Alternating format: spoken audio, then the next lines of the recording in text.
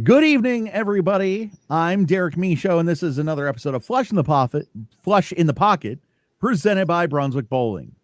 And want to welcome our guest. He is a six-time PBA champion, PBA Hall of Famer.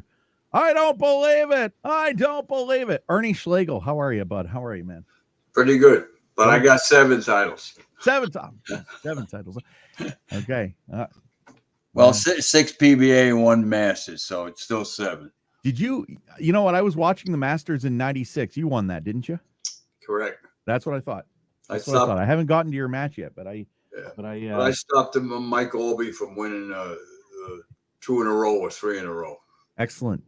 So before we get started, I just want to mention, we lost somebody pretty important recently. The bowling world lost Billy Oatman, first African-American bowler to be exempt on the PBA tour. Wow. I finished the second. Billy Oat, the lefty? Yeah, passed away a couple weeks ago. Oh, wow. Yeah, yep. he had a fantastic van. They had a van with he was smart. You got to understand when you're on the tour, if you don't market yourself or promote yourself, you'll be invisible. Mm-hmm. And he didn't want to be invisible. No.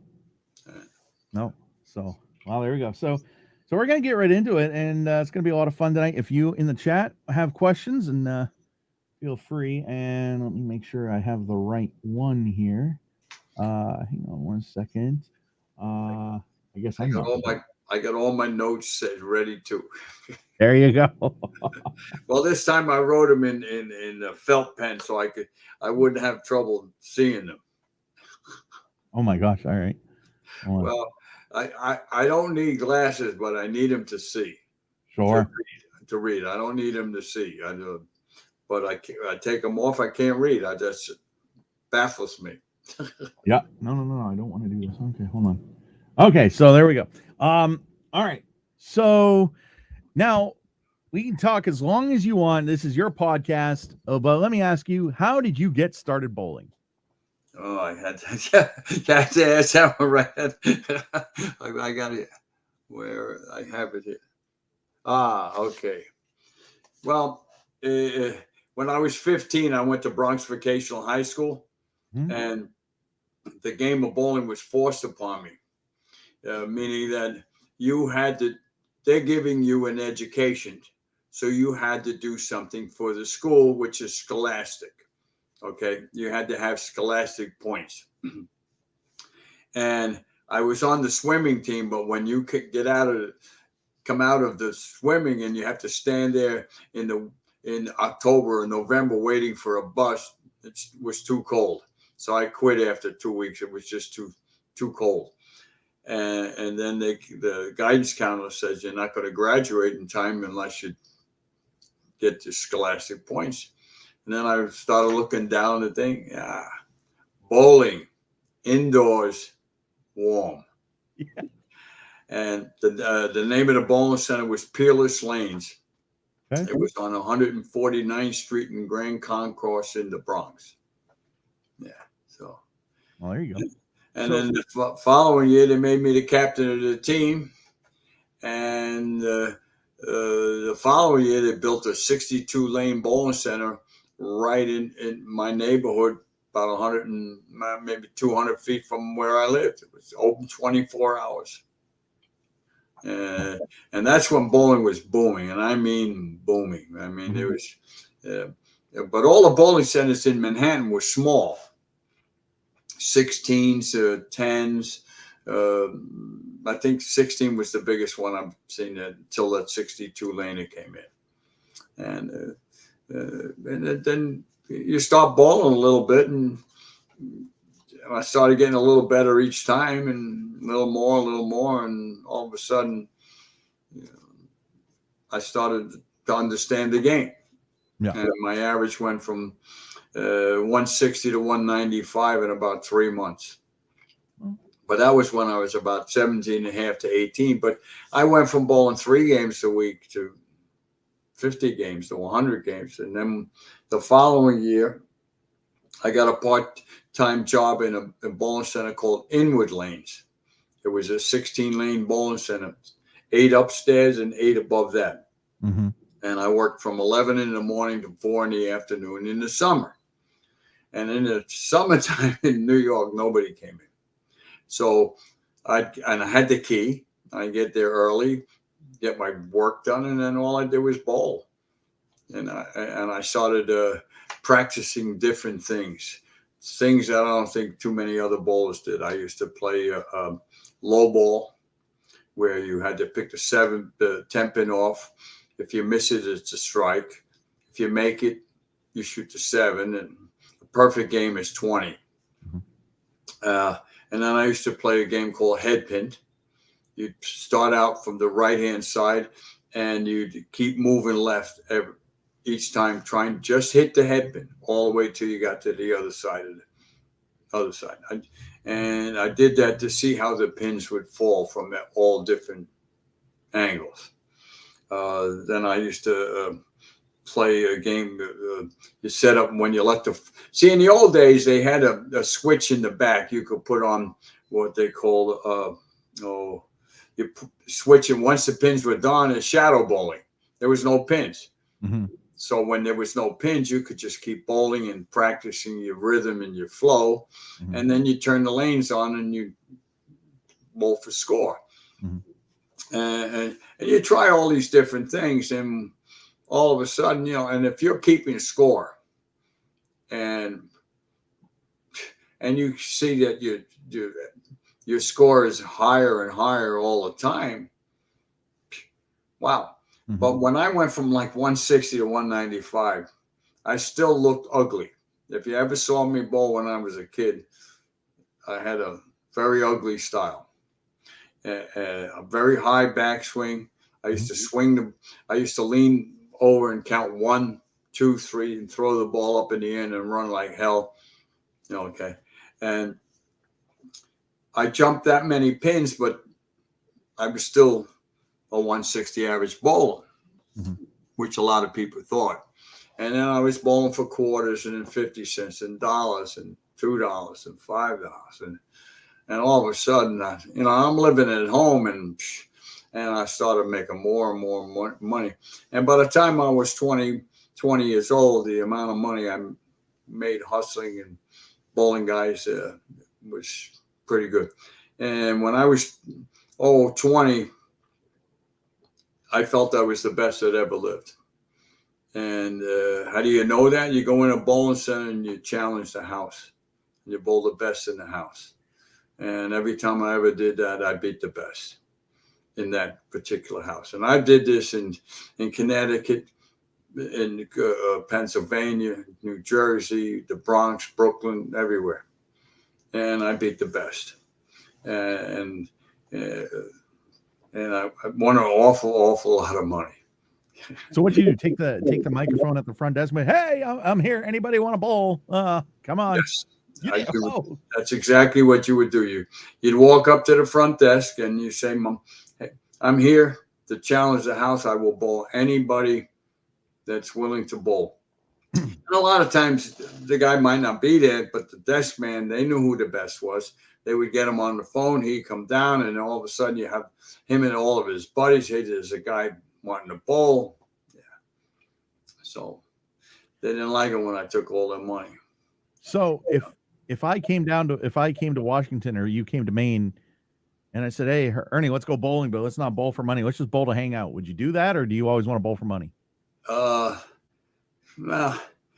I don't know how to bowl for fun. People, I don't either.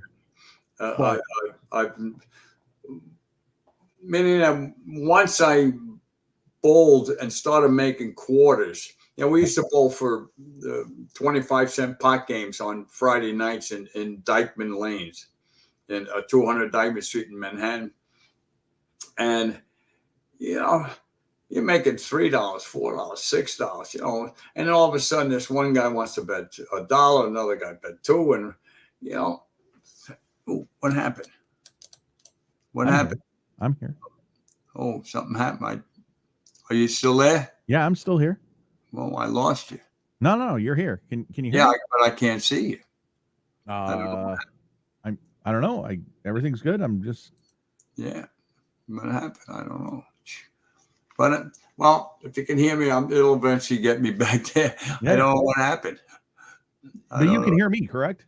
Yeah, I can hear you. I can hear you. So I'm a lot like you in a way that, like, even in league bowling, I'm very cutthroat. I'm very, like, I don't challenge the house or anything like that. I'm not that good.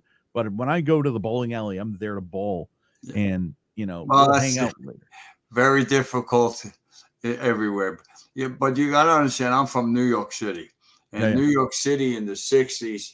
I mean, the Bronx. You got five boroughs. I mean, the game was just exploding. Mm-hmm. I mean, exploding, and everybody that was there, Mm-hmm. Let me see where you are. There I am. And you would bowl. Mm-hmm. When we used to go to the there I am. Good. I can see. I got you back. I don't know how I lost you, but I can still hear you. But I lost your picture. There we go. There you go. No, now you're in double, man. Now you're in double. You're in there twice. Oh, I'm there twice. Yeah. Okay. Oh, I see you over to the left too. You're all good, man. But I was wondering how I lost you. You didn't lose. I didn't lose anything. I didn't touch anything. So let me ask you this: who coached you? Nobody. There you go. You got to understand, I'm a highly intelligent. That's not. I'm getting back to back. Double. How do I get rid of 180? Hold on. See, I'm getting two voices. Yeah. Hang on 1 second. Yeah. Let me, and then remove, and then hold on. Schlegel, hold on. Click. Yep, there we go. We're good. Yep. Oh, there we went right again. Oh, who's this guy? Nobody. Oh, what's going on here? Nothing. I promise. Can you hear me? Yeah, but the easiest way to live stream and record. No. Don't worry about it. You're. All right. I don't promise you're good. We're good. Can't see you, but it doesn't matter. You can I'm see ugly. You don't want to see me. Yeah. Yeah. Well, one of the things you got to understand is that when bowling exploded in the '60s, the bowling center, that's 62 lane bowling center, was called Lenses Manhattan Lanes. Okay, and then there was Lenses Ridgewood Lanes. I used to bowl on Monday, Tuesday, Wednesday, and Thursday. Monday, I bowled in Lenses Ridgewood Lanes, was a 90 lane bowling center in Brooklyn. Okay, I used to take my bowling ball on a train to get there. Okay, because I didn't drive. In New York, most people didn't drive. And there was only one 200 average bowler in the league. And his name was Joe Santini. He was the only guy that averaged 200. This other guy, Dom Bagola, averaged 199. Everybody else was below. I averaged, I think, 193 or 194. And you got to understand, there was a lot of action after. And that's it didn't matter. It didn't matter where you were, Bronx, Brooklyn. Everybody wanted to bowl for money. And I think that died when the scores got real high, when the game got away from it. But again, if you own a bowling center, if the scores are too high, the good bowlers don't bowl there. Good bowlers want some competition. Okay, and so they want a 190 to 200 scoring pace. Yeah, well, I work at a pro shop here, and the guy I work with, his name is John Fantini. Okay, he's from here. He's older than I am, but he was high average here, like 196. Okay, in this area, that was a phenomenal average. When I was 19 years old, I bowled in the Hub Bowling Center in Spring Valley, New York, and I averaged 200 on the nose. And I was the highest average in that county in over 20 years. You know, now guys are blindfolded and average 230, 240.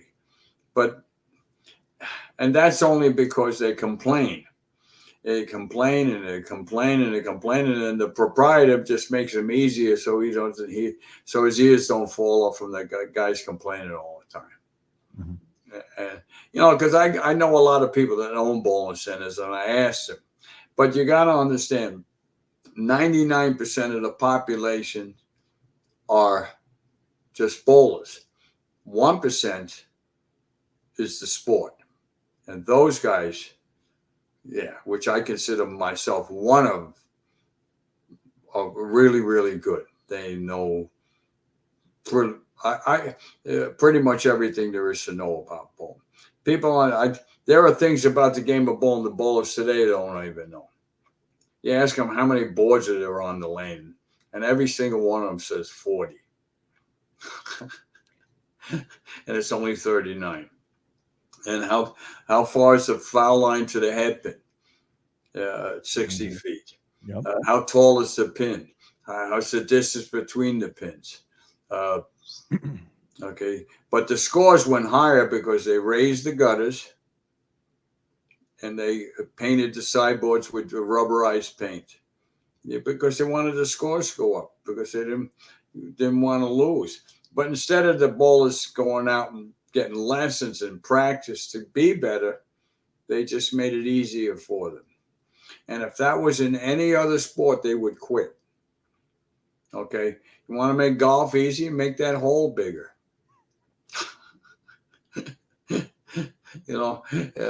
Shorten the distance from the tee to the hole. So, and putting. They say, what is it? You drive for show, putt for dough. Yeah. Right. Okay. But if that game was really, really easy, everybody would quit. Okay. Okay. And I believe that's in every sport. If you remember the movie League of Your Own, and when Tom Hanks was and Gina Davis, well, it was too hard. Plus, it was getting too hard. And he said, it's supposed to be hard. Otherwise, everybody would be doing it. And that's the same thing in bowling. I mean, to be good, you have to practice. And to practice, you got to practice. They practice throwing the ball for strikes. They don't practice spares. They don't practice rhythm or footwork. Or there's so many things to make you a good bowler. And that's in every sport. Mm-hmm. When you see a basketball player, how many free throws does he shoot in practice? And then one day, how many 3-pointers is he shooting from the corner, from the other corner, from the top of the key, from the back? They practice those things. So when they get in the game, it becomes natural. Mm-hmm. Okay. And in bowling, that doesn't happen. Mm-hmm. But that's the proprietor's fault. But I don't blame the proprietor, because he's got an ear and he doesn't want it to fall off with all the complaining of the bowlers that can't bowl. I mean, they changed the lane condition. To me, I've never looked at it. I've never looked at a condition in all the years I've ever bowled. I've never looked at the condition. Okay. You follow the ball. If the ball rolls down, if it hooks, you move left. If it don't hook, you move right. Mm-hmm. But when it was wood lanes, it depended on who the bowlers were when you go into a new house. If I knew how to play left to the third arrow, I would have been a millionaire by the time I was 22. Because guys in Brooklyn were beating me in certain couple of houses because they were played left. Okay, and once I knew how to bowl, all of a sudden they didn't want to bowl me anymore. Mm-hmm. But and in the 60s, people say, well, I'm arrogant, I'm this and that. Well, when you feel you're as good as I am, and you bowl the scores that I have bowled, and I'm the only person that knows is me. I know how good I bowl. Mm-hmm. When I practiced, people say when I practice and you bowl by yourself, I mean, and you're not keeping score. When I used to bowl, I just used to put a scratch. If it was a strike, I put an X, and and you're not really focusing on what's going on. And then you look at the paper, oh, I threw that many strikes in a row. I couldn't believe it. But I threw a full roller in the 60s. And a full roller was a very, very dominant role in the 60s. Okay. And towards the end of the 60s, getting closer to the 70s, and that full roller kind of disappeared because they were changing the surface of the lanes. We were going from a different kind of a lacquer and then other stuff. It changed the roll. And so I went from a full roller to a 3/4 roll, and I went from like a 205 to 180 real fast. Because you're a full roller? Yeah, well, I went. The full roller I could see it was disappearing. Okay. I could see it. And there were a lot of guys that threw a full roller change. And let me see, there was Palmer Fogren. I think it was Palmer. Dale Eagle for sure. Jimmy Sturton. A lot of guys that threw full rollers. And when it disappeared, you either change or you go home. And I think 1976 was the last full roll. Billy Hardwick beat me in Baltimore. That was not in Baltimore, in Toledo. That was the last full roller that ever won. Okay, and then the 3/4 roll became dominant. But the 3/4 roll, I mean, you had more hitting power with 3/4. The ball had more hook, more change the angle differently. But it didn't really matter to me. I mean, I can make the ball roll almost anywhere. I can make it hit the thumb hole. I can make it hit the finger hole. I can make it do anything, Yeah. And I used to practice that, So. Yeah. So what do you think of Tom Smallwood? He's a full roller. Yeah. Well, he doesn't use a thumb. A little bit. It's kind of like this. It's kind of barely. You hear his ball hit the thumb hole? What's that? Do you hear the ball hit the thumb hole? His ball hits the thumb hole or the finger hole. But all a no thumb is throw full rollers. Okay? The guys that don't use a thumb, we call them 2-finger slingers. Okay. Okay. They all throw full rollers. Well, why? Because there's no thumb hole. So, to me, the part of the game, I got all these notes here that has to do with that. I got all night. To me, the game today, it's a game. It's not a sport. Okay. Mm-hmm. Okay. To me,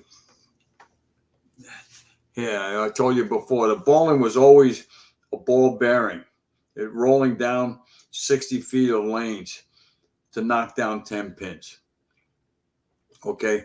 And when bowlers that couldn't do that, they were always looking for some kind of gimmick or some this or something that. And that's how all of a sudden, in the old days, before I even was a bowler, bowlers tried it. They're always, in every single sport, everybody's looking for some kind of an edge. Okay.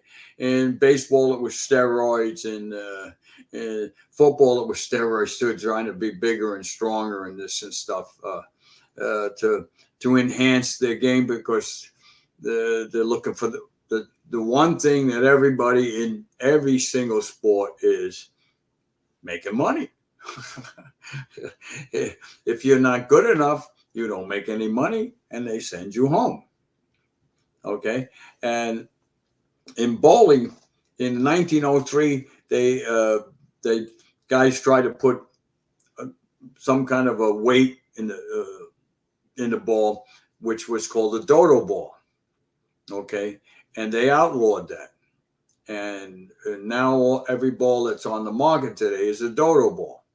And ABC used to have you couldn't put lead in a ball. Why can't you put lead in the ball? Do you know why? I don't. Just listen to this. What's that? Hitting power. Okay. Okay. If you saw what an eighth of an ounce fishing sinker could do to the pins, now you got 6 pounds. It's like me punching you in the face, and then I put a roll of dimes in my hand. Which hits harder? Okay. The only ball I felt should have really, after survey and everything, the ball that should have been outlawed was the hammer, because they have a saying, the hammer hits harder. Why does it hit harder? Well, it had a 4.5, 5 pound weight block. Okay, it's the black angle. We outlawed that because of the friction, and then because AMF was one of our sponsors, we went to lunch, they legalized it. I didn't care about the friction. Okay, in 1973, they sold plastic balls. And once I got to understand what, all of a sudden I loved them. Okay, but every time the game changed, you would have to change with it. And it would take a while before you figure it out. Once I figured it out, hey, there it was. And I didn't mind the friction because I still could play the gutter, the first hour, depending where I'm playing. Today, with these giant 6 pound atom bombs, they have friction and they have hitting power. Okay. So to me, it's not a sport anymore. It's a game. What is a 6 pound? Are you talking about the pins today? No, the weight block inside the ball. Oh, okay. Okay. So when the ball comes roaring back, listen to how hard they hit. I mean, they hit the headpin, it bounces high up off the sidewall, comes bouncing twice and takes out the 10. First time I saw that, I saw Robert Smith. I mean, I said, holy moly. You know, guy threw the ball 100 miles an hour, turned the living daylights out of it, and he absolutely broke the pins. Okay. But because of the heavy friction and the amount of hand he had, when the lanes hooked, he was in danger. He couldn't bowl. So what did he do? He invented he threw over the gutter. Over the gutter. He's the only bowler in the history of the game that when we bowled in Woodland Bowl, I'll never forget it, 60 lane bowling center. When Bob bowled, everybody stopped. They let him bowl, and then everybody bowled. Then he bowled, everybody stopped.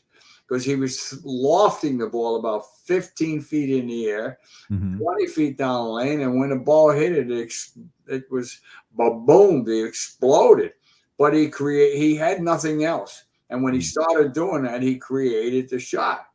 Except the difference was his woodland lanes was wood. Yep. So the proprietor was screaming and yelling at the officials of the PBA to have him stop doing that. Now, how can you stop a professional bowler that's trying to make a living in your bowling center? You're trying to tell him, well, why don't you just withdraw? So I'm very, very heavy against these weight blocks. Okay. The American Bowling Congress outlawed lead. American Bowling Congress outlawed the dodo ball in 1903. When did they make it legal? Today, every ball today has flair, tremendous flair, and everybody stands left and throws right. You don't see anybody playing up the gutter. You know, I ever see going right up 1, 2, 3 and let the ball come. No, everybody plays the game the same. So they're there for one reason and one reason only. They now to make it more exciting. They got two different patterns: the Don Carter pattern and the Dick Weber pattern. Mm-hmm. Don Carter and Dick Weber rolling over in their grave watching that stuff. Okay, because so you got a guy. Why did they do that? Well, the guy uses two different balls. What does it do? They sell more bowling balls. Okay, the bowlers don't understand that they are the product. When I was on the tour, I was the product. Okay, I'll give you for instance, and I can't remember the year it was. Well, I do remember the year, but I won't mention it. Why not? I'll pay you. Whatever you want. That's exactly what happened. I used the ball and I qualified third for the TV show. Mm-hmm. Okay, now on Friday nights you go into when you make the TV show on Friday night you go into the paddock and you look on the incentive board. I look on the incentive board and the company that I was using their ball that I was using did not have an incentive. Okay, and the I won't mention that guy's name either. It said, Ernie, you used that ball the whole week. I says, let me explain something to you real easy. I says, I'm a professional bowler. I bowl for a living, money. I don't see any money there. I'm not giving that company a $50,000 free commercial. Okay. And maybe that's why I've never been with a bowling ball company, because my ethics of what is right versus what is wrong is very different than anybody else's. Okay, so I used a Gemtech bowling ball, paid $1,500. Okay, so I don't know if I won the first game or lost. It didn't really matter because the $1,500 would have already moved me up 2 spots. Mm-hmm. Okay, so and then the company sent me a check for $1,500 and got in touch with me, and me and my 3 buddies we bought 25% of the company, but I didn't know the guy was a crook. But I would have done it in a heartbeat anyway, no matter what. So can I ask a question regarding that? So what was it, anybody that threw that ball got $1,500 or just right? Okay. If when you make the TV show, you go up to the incentive board. Okay. Well, let me see what they got. There was AMF, there was Brunswick, Columbia, Track. I think Track was there, Ebonite, and they each had an incentive. Okay. When I made the show in 1976 in Baltimore, okay, there's another sore subject. Because we bowl for money, and I used an AMF strike line, but the AMF strike line was a blue ball made for AMF by Columbia. Okay, and there was no identifying marks on it except AMF. But when I put my hand over it, it was just a blue ball. There was no signage. Okay, you couldn't tell if it was a Columbia ball or an AMF ball. There was no logo on the ball. Right. So the guy, and it's still today, it still aggravates me. So the AMF guy told me if I use that ball, they're not going to pay me the $750. Before, and I used the $3 and I hung in the ball. I kept hanging in the ball because when I should have used the blue ball. I probably would have won the tournament if I used the blue ball. Mm-hmm. Okay, because I hung in a ball and I went double beaker. I had the front six with two beakers, and I beat Billy Hardwick. Okay, Mm-hmm. and I should have switched after that game, but then I won the next game. But the key game, this was the key game, and I should have switched that game, and I didn't. And I hung twice, and the 2 times I hung, this time I left the 6-7 both times. Both times. And Kurt Schmidt struck in the 10th to beat me, and then went on to beat Davis, who shot 140. Mm-hmm. And we both knew whoever won between us was going to win the title because Davis didn't have a shot. We both knew that. Yeah. So, but that's happened many, many times. I can even but you make it, but you're bowling for money. The ball is round. What's the difference? Yeah. You find out later what the difference was.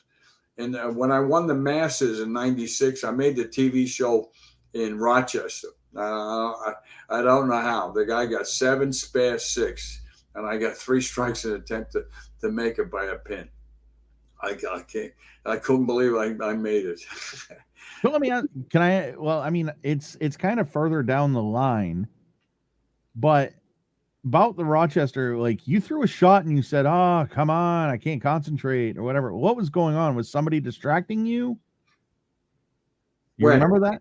96? Yeah. I don't remember. Okay. Well, you got to understand.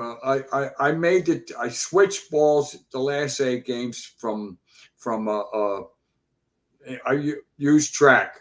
I went to solid synergy, not the line, the ball that I won the Masters with, the solid, and I bowled phenomenal, and that's the ball I should have used on the TV show.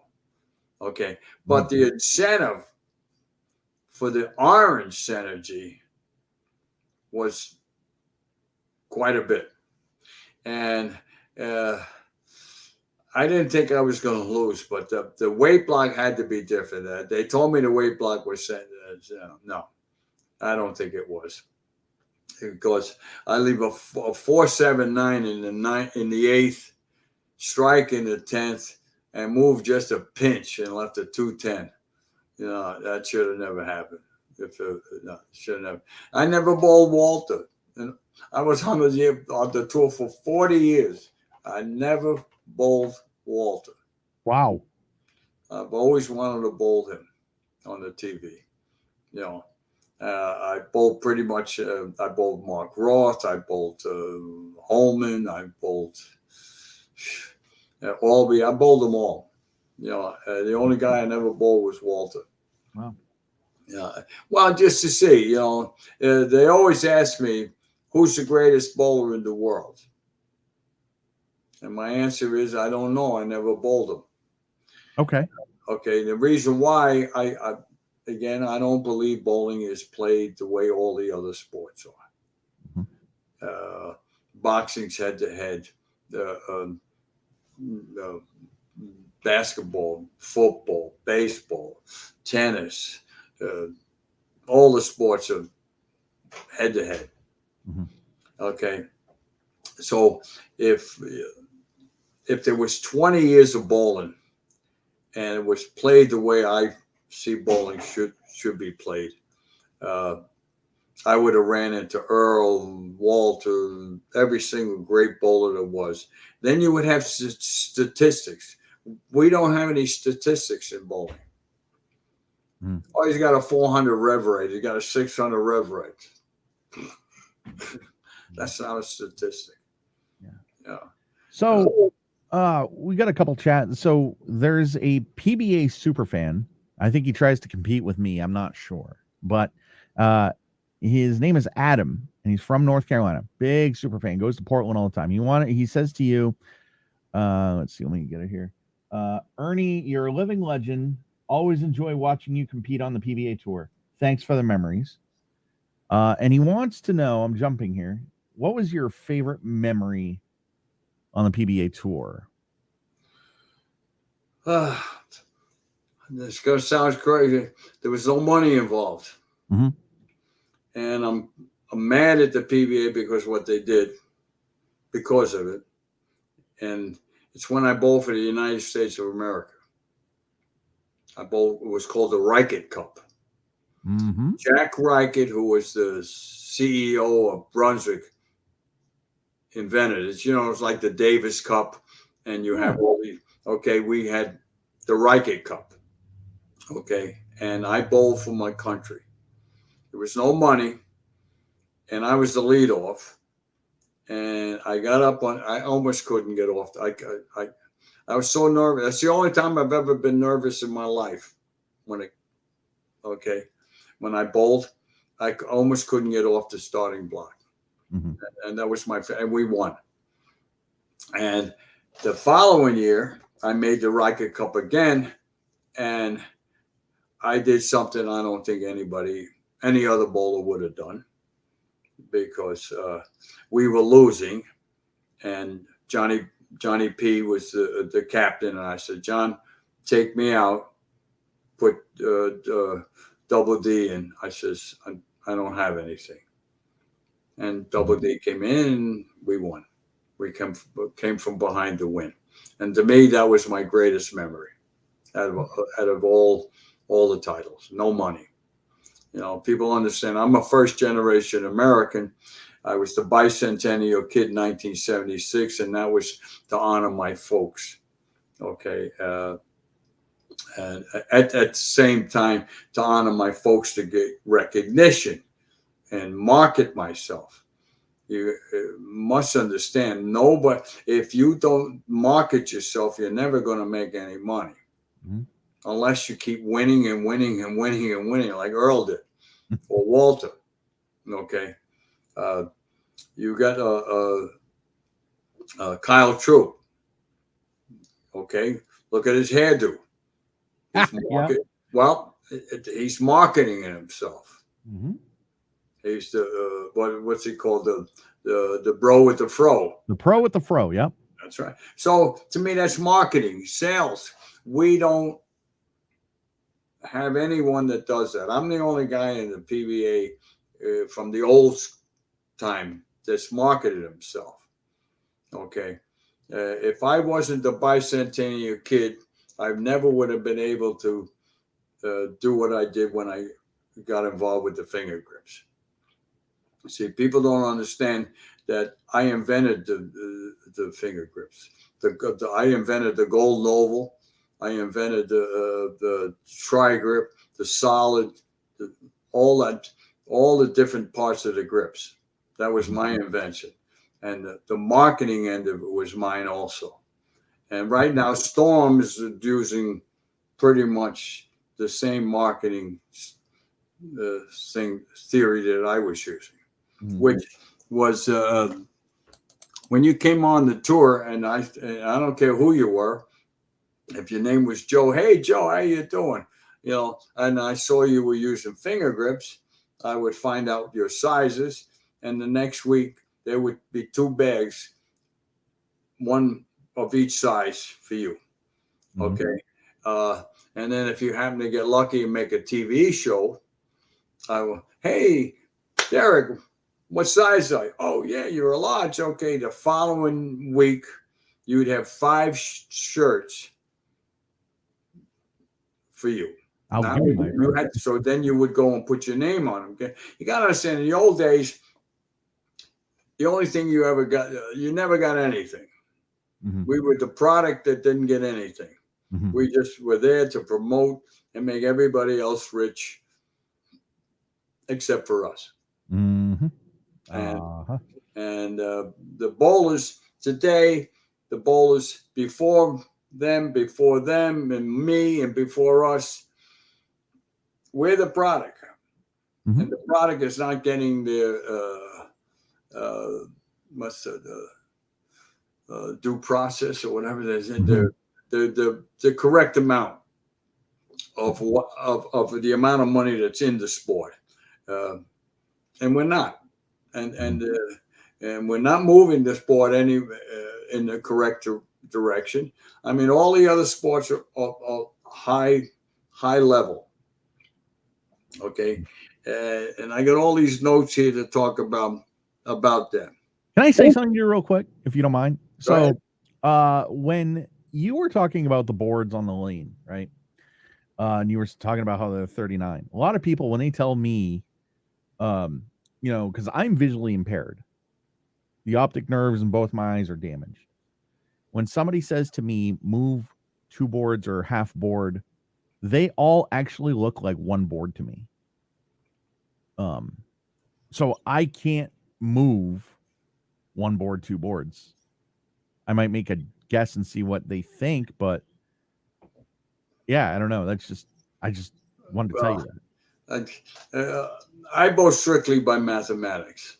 Okay, and if you keep the ball in the funnel, okay, and the funnel is from a half inch from your left foot to 5 boards right of that. If you keep that ball in that funnel for the first 18 feet, I don't care what happens after that. That ball is going to be hit the pocket. Okay. I usually only look at 3 boards. Like if I'm trying to play 11, I'm looking at 10, 11, 12. 11 is what I'm trying to hit. If I hit 12, I should trip the 4. If I hit 11, I should be flush. If I hit 10, I should switch the rack. Okay, but if I'm inside of that one, it should be a 4-pin and maybe trip it, maybe not. And if I'm right at the other one, it should be a flat 10, a blowout 7-10, or yeah. So when these guys complain about blowout 7-10s and stuff, I call them. I'm watching them, and it's my eye. Watching other bowlers. I don't care who it is. I watched E.J. Tackett, and I hope he's watching this. And I'm watching at home. He's got 4 in a row, and he makes a bad. As soon as he threw it, I said, that ain't no good. And it came back, and he got a strike. And I said, if he does that same thing, he's going to get 4. He got 4 the next. Listen, I'd love to be a fly on the wall when you're watching bowling. I think that would just be. Well, I'll give you other things too. Walter Ray Williams, he gets up in the 10th frame. He needs a striker when he leaves a solid 10. He makes a spare. Now, if he gets 9, he ties. And I said, if he doesn't move, he's going to leave an 8-10. And he left the 8-10. Because it has to do with humanness. Okay. When you need a strike to win, I always move right. Mm-hmm. The reason why, because my heart's pumping and my speed's going to go up. Yeah. And I don't care who you are. That's why these guys are the re-racks to me. They should get rid of them. So when you mentioned Walter Ray, I was like, oh, please mention the 8-10, because I was going to ask you. But then you were like, you mentioned the 8-10. I was like, yes, that was interesting. So let me ask you this: what did you accomplish on tour that made you ready to try the tour and say, listen, I'm going to go out and I could possibly be successful? Well, when you beat everybody in the East and you won all these tournaments and made a tremendous amount of money, it's I beat all the minor leaguers. In a sense, but in the East there was a tremendous amount of great bowlers. But you must understand, when you go on the tour, number one, you have to pay an entry fee. You have to stay in a hotel. You have to travel, and you're bowling against the best. And you're not bowling heads up. These guys are all head-to-head bowlers. You're bowling, and then Tuesday's practice. You bowl 12 games on Wednesday and 6 on Thursday. Okay? And then if you don't make the finals, you got half a Thursday, all day Friday, all day Saturday, all day Sunday, all day Monday. That's called the Big B. Boredom. If you do not know how to figure out what to do with that time, yeah, some drank, some chased women, some gambled, some this. No. I don't know what the guys do today. I don't know how the tours run today, but to me, the tour was to me, it didn't tell me or show me what the best was. Never did, because everything was qualifying. You know, qualifying. You got somebody, and you got to understand. When I made that TV show, I told you about in Las Vegas, there was 420 bowlers in the field. Okay. Yeah. 96 Masters? No, the 96 Master was 605. Okay. Yeah. All right, you know, but you know, you got to understand when you're making X amount of dollars in a job, and you take a week off, and you get lucky, and happen to win 60 grand. You know, it can change your life. Okay, but why do you think so many bowlers came out? Because you know, in the 60s, I think I was making $1.35 an hour.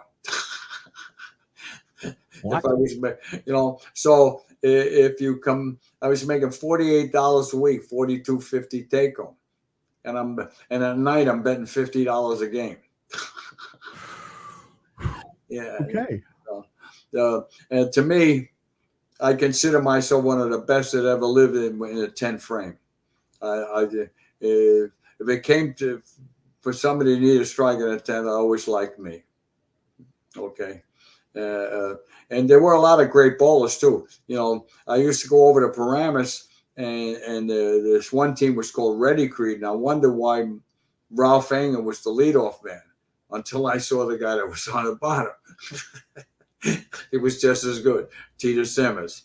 You know, so Yeah. You know, so there were a lot of great bowlers, and a lot of great bowlers in the 10th, and then there were a lot of great bowlers that aren't good in the 10th. You know, and I won't mention any of those, but they usually crushed you. So that's why they didn't want the game to be close in the 10th. Yeah. So they don't watch Ernie. I promise. You can mention names if you want. I won't. I wouldn't insult anybody. You're good. You're good. You're a nice guy. What was So I know we talked about the Riker Cup, but what was your best moment on tour as a PBA touring pro? You know, aside from the Riker Cup, or was the Riker Cup your best moment on tour? To me, that was my best, because you got to understand, I'm a first generation American. It meant more to me than anything that I ever won. You know, it's just, people don't understand it. It's just first time I was so nervous I couldn't believe it. I've never been nervous when I'm bowled. Because I know how to bowl. You know, hey, you get up and you get a strike, you win. But see, people don't understand, when you bowl action, you don't get anything for second. No, of course not. Okay, but when you bowl on the tour and you make the TV show, you got incentive money, and you lose, you still got money, whether you finish first, second, third, fourth, or fifth. It's you're disappointed, but it doesn't matter. It didn't matter to me. You always want to win, but only one person wins. And I always remember Norm Duke saying, he says, you know, I'm trying to remember exactly what he said. You know, very difficult to make the show, and when you do, the opportunities to win are very rare. Okay, because then you get on a TV show, every single person on that show can win. Why? Because they made the show. Right. And you're only bowling one game for the money, not two, not three, not head to head. It's just one game. So one mistake, one bad break, and you lose. Okay. Some bowlers just don't understand that. You know, and I won't mention his name either. Oh, but I think we will. I think we will later on, though. Okay. Because. Okay. But one of the biggest reasons I wanted to do this interview is that it has to do with what I consider about the game of bowling. Yeah. Okay. And I don't know the history. I got these cards here. Yeah. Can you see me? I can see you. Absolutely. I can't see you. You see that? It says history. Okay. Okay, on the back I have sport versus game. Mm-hmm. Okay, it used to be a sport when it was a round ball bearing. I didn't care whether it was rubber, plastic, urethane. Once you started putting something that wasn't supposed to be in the ball, the game changed. Mm-hmm. Okay. I told you before, we outlawed the black angle, but then because of the ball company sponsor AMF, but I love the black angle. I love the purple angle. I loved all the angles. I loved the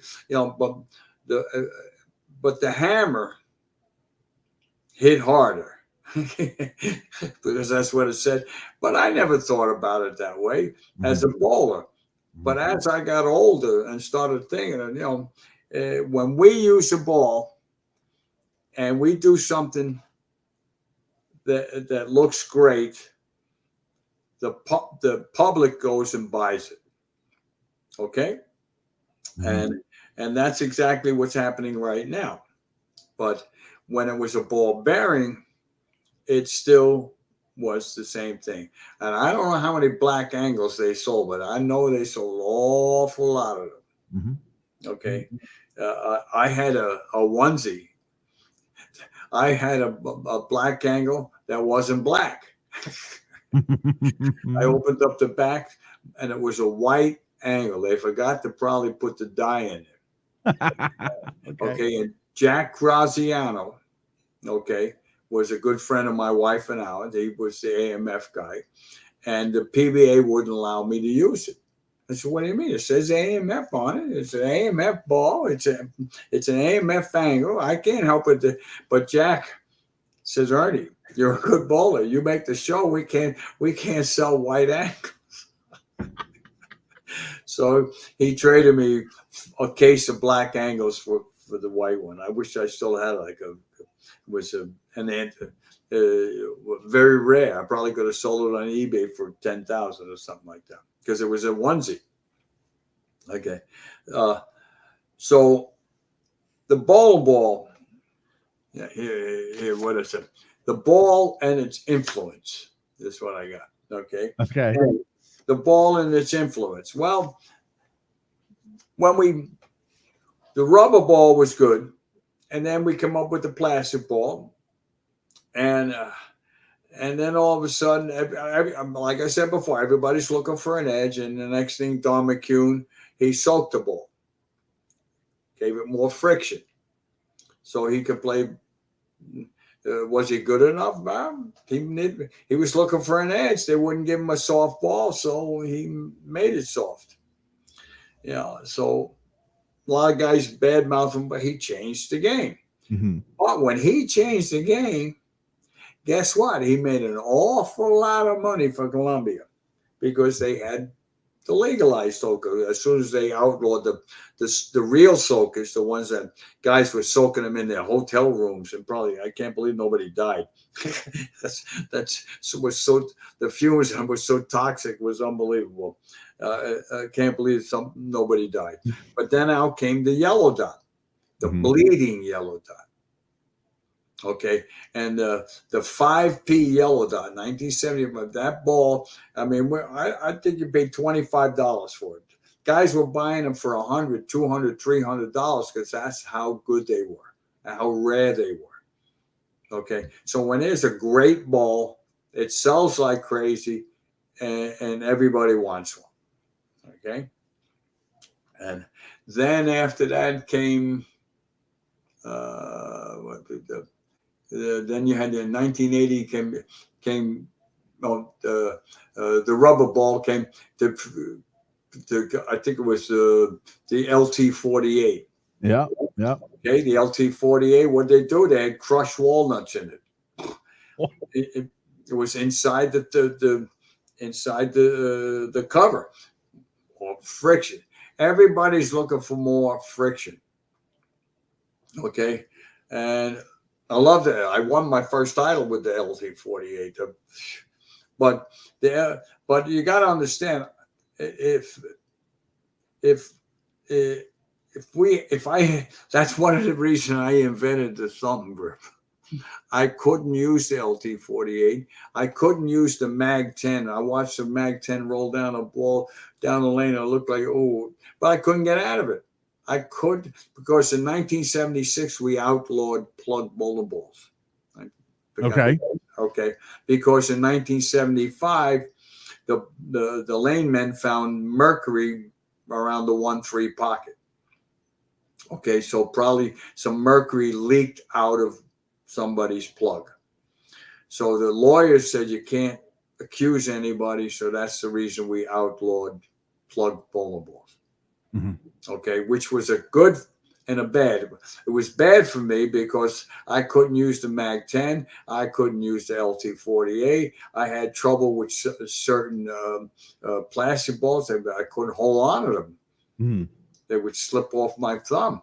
Mm-hmm. And then all of a sudden came the thumb grip.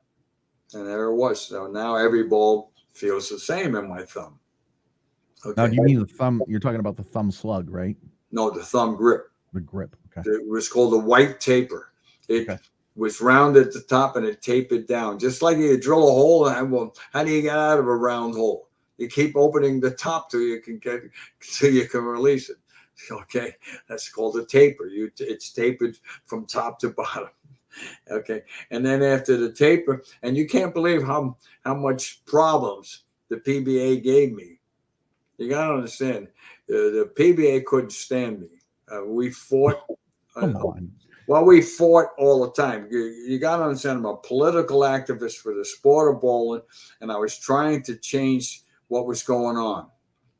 And I'm the only guy that was doing it. I was taking heat from all sides. And people don't understand. I had 5 titles taken away from me because of my activism. Okay, hassling me while I'm bowling. There is nobody in the history of the game ever hassled while they're bowling. You could hassle me off the lanes all you want. They were hassling me while I was bowling. They were making noise while I was bowling. He's bowling slow. He's bowling this. No. They're lucky there's prisons. Like it. Oh man. Well, because you couldn't do anything about it. What am I going to turn around and hit the guy in the head with a hammer? Yeah. You get disqualified. They an actual hammer, not a bowling ball. Yeah, real hammer. You can't. Yeah. That's why I had a mental game advisor on the tour with me. So earlier you were talking about why you wanted to do this interview and stuff like that. I'm so glad you did. Oh my God. The reason I wanted to do this podcast was because I'm already friends with a lot of pros on Facebook. Yeah. And I wanted to kind of get closer to them and actually become lifelong friends. Only bowlers. You got to understand, they are only bowlers. I'm not a bowler. I'm an activist. There's a gigantic difference. Okay, every single one of those guys you're talking about bowling, they were on a bowling ball staff. Okay. You understand? So they were getting paid monthly. Okay. So their monthly fees, when they did an exhibition, the company paid them. You remember, I did the thing with the FEF about that. When I was a bicentennial kid, we were going to Florida, and I was the most popular person they wanted. Yeah. But they wouldn't pay my fee. I charged $1,500 a day for an exhibition. Okay. But when Salvino or Weber and Holman, well, Weber was with AMF, Salvino was with Ebonite, and Holman was with Columbia. Those companies were paying them to be there for that exhibition. They would have had it, but there was no ball company to pay me for me. And they hassled me to death. I did it for $250, and still today, it still bothers me. Okay. Because I undersold myself. They got paid from the company. You understand? They didn't get paid from the people in the Pro-Am. I got paid from the people in the Pro-Am. That was the difference. And they weren't going to pay me $1,500. So, but people don't understand. We're the product. The bowlers today don't understand. And I don't care who it is. I have Mike Colby, Earl Anthony, you name them. They don't understand. And it's not that I'm arrogant. It's just that I know they don't. Okay. They're only, they're getting paid so they're happy. Yeah. I care about the future. Yeah. Okay. All right. So I got over here. Let's start with the future. All right. All sports play in their owned arenas, not their own arena. They're owned arenas. Yankee Stadium is owned by the Steinbrenner. Okay. And they have their own cable channel. Why do you think the Yankees have so much money? They got Yes TV. How many people are in the East that are Yankee fans? They got, I don't know how much they're paying a month to watch all the Yankee games, the ones that are at home and the ones that are on the road. Okay. And you just subscribe to that monthly. So if bowling had that, you'd be bowling for the tremendous amount of money. Now you're bowling for chicken feed. They think it's a lot of money. When I won the Masters, I won $60,000 or $59,500. We're talking about 96 now. Yeah, 96. That should have been $590,000. You understand? Okay. When I won I give you the Touring Players Classic. The first prize was $40,000. Yeah. The bowling ball I used, I got $20,000 for the bowling ball, $2,000 for the shirt. So that it was the incentives for to use the ball and the marriage of the shirt was more than half of what the prize fund was. So don't tell me that the ball companies aren't making a lot of money. They're making a tremendous amount of money because when you use that ball on TV, the amount of bowling balls that they sell to the public worldwide, not just in the United States, worldwide, is astronomical. Yeah. So Steven wants to know, because you mentioned the famous, which I think you're both you and Randy are both famous for. No, he's infamous. I'm famous. Well, infamous, sure. I'm famous. Okay. He's infamous. And I'm still waiting for my handshake. I know. I'll do what I can. So Steven wants to know, other than the match with Randy Peterson, do you remember any other great matches? I actually heard in 2001. Yeah, I was actually going to ask you about this. You and Patrick Allen were bowling match play in Taylor Lanes. And you guys were One in Taylor. Was in Grand Rapids, Michigan. Okay, see, now here I'll give you. Oh, yes, yeah. Okay, yep. Now I'll give you a tape. See, okay, now here, I'll show you how.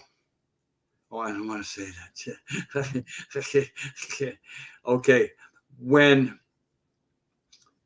Chris Peters was there, you know who Chris Peters is? Yeah. He is sitting all the way behind, and he's in the alleyway. You had the stands to the left and the stands to the right, and there's the alleyway. He's sitting on the floor watching the match, and I'm bowling Patrick Allen. It wasn't on TV. No. Right? And he's from the Action days, and I'm from the Action. I've never beaten this guy. I've bowled him a couple, but both times he had the better ball, the equipment. I didn't have a good ball. Can I ask a real quick question, just so I can catch up? Was it the round of 16 in Grand Rapids? Might have been. Yeah. Okay. All right. Go ahead. Might have been. Yeah, so I get up in the 10th frame and I strike and give him fruit salad, the original. I give him the business. I beat him. The next match we go because it's the best of 5. Yeah. And the next match he gets, and it's right there close. He does it and gives it right back to me. And that's called theater. Okay. Okay. The next match, all right, he snaps me off again. Okay. Now this one, I have to win this one to go to the fifth game. Yep. All right. And I go, I'm trying to remember that. He started with the front eight. All right. And I went, I went strike, spare, 9 spare. 5 in a row. He gets up and he 6/8 in the ninth. All right. No, in the 8th. Mm-hmm. And I no, in the ninth. He's 6/8 in the ninth. And I jump up in the air. I said, yeah, it ain't over yet, boy.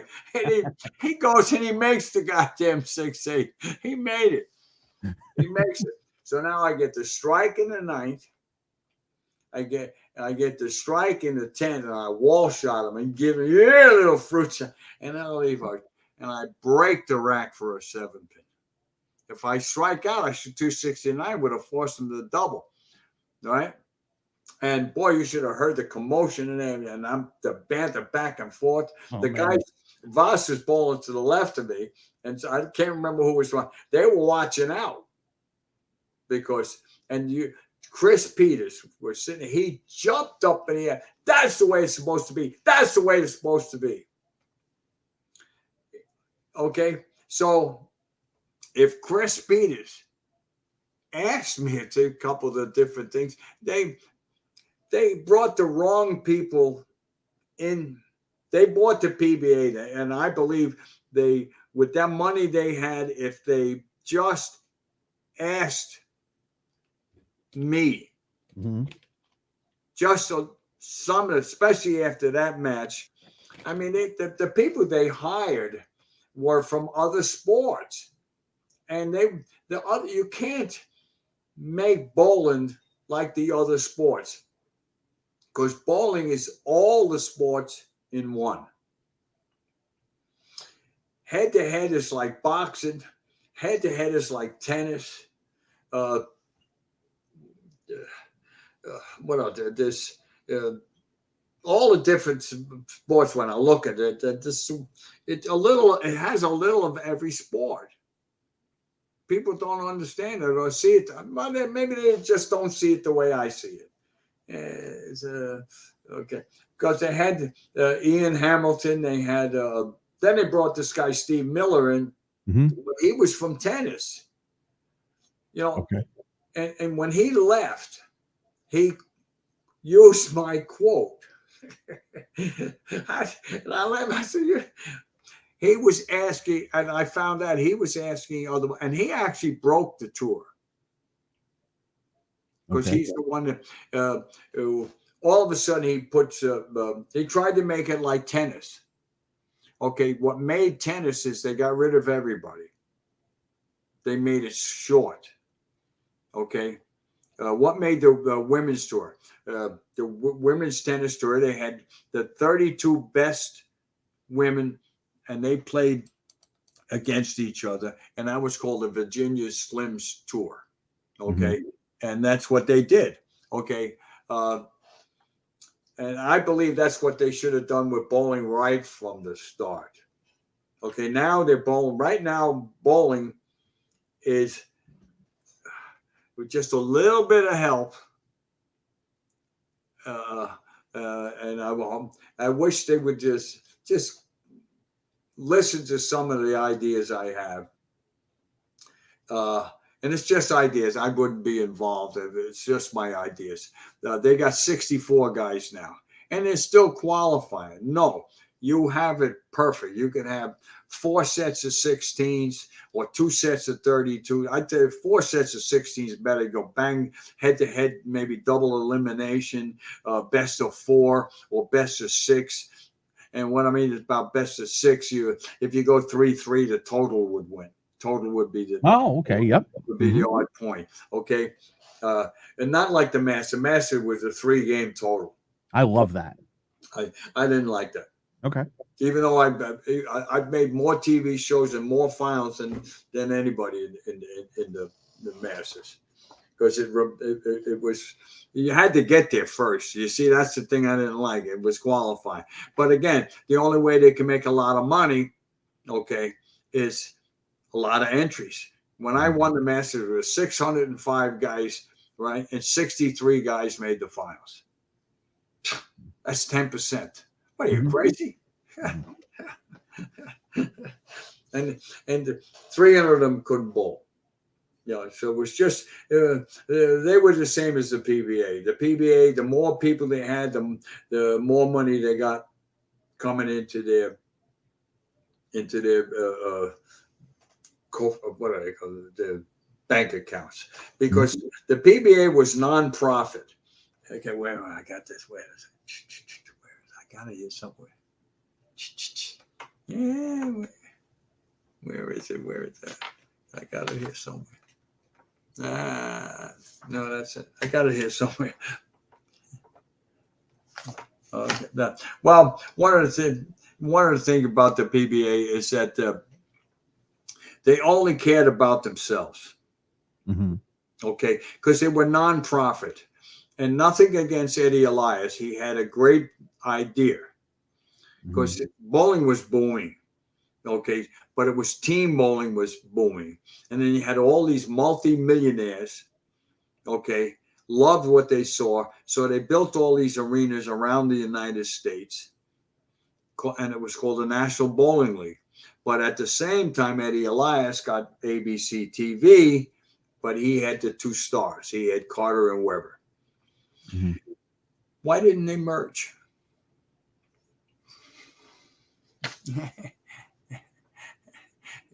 Why didn't they merge? You understand what I'm talking about? That's the power structure, greed. They were giving You're talking about Weber and Carter. Yeah. Well, Eddie Elias, he had Carter, Weber, and 31 other bowlers. They each put up $50 and they formed the PBA tour. They were charter members. Okay. And the charter members, here it is.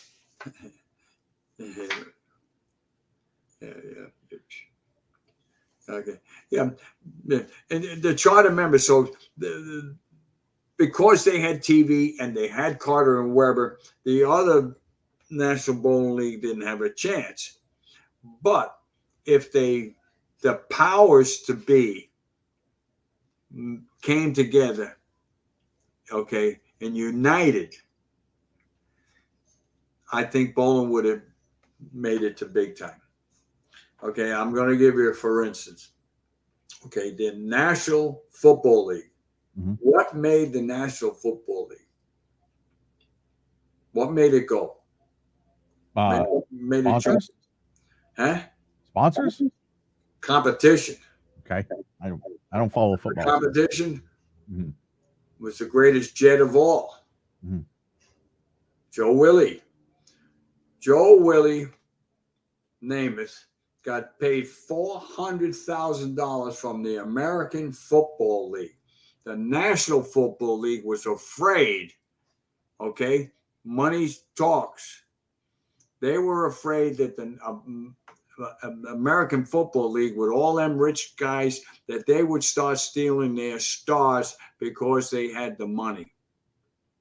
You understand? So they merged. Now look at them. Okay? Now you have AFL stadiums or arenas or whatever you want to call them, and you got NFL stadiums and arenas. And that's how you get the Super Bowl. AFL against the NFL. Boom. Okay? And bowling could have done the same thing at that time. But the greed or the political power that's going on in the United States right now. I don't like to talk politics, but you got Republicans and Democrats. They're all fighting for power. You know, and it's just stupid. But that's another thing. Okay. So let me ask you this. What was your worst moment on tour? I got 5 of them. Okay. In 19, let's see.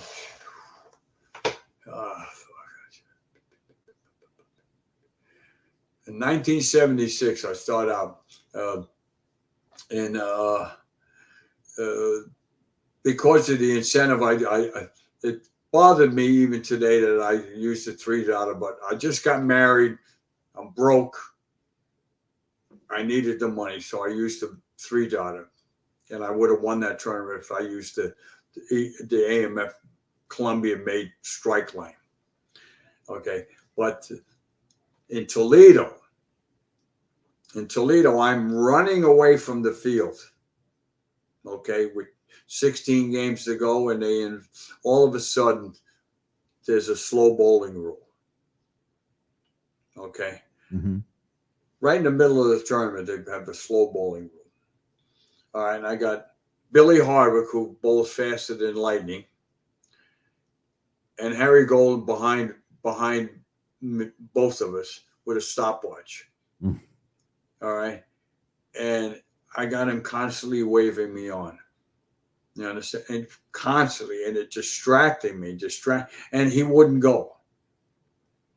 Okay, to me that was unsportsmanship like kind. He was taking advantage of what was going on, and it took all my power not to beat the daylights out of him. I want to go walk over him, just punch him in the face. Okay. And how do I know? It's because it never bothered me when I was 200 under with the slow bowling rule. Okay. So it only will bother me when I was really, really bowling good. You understand? So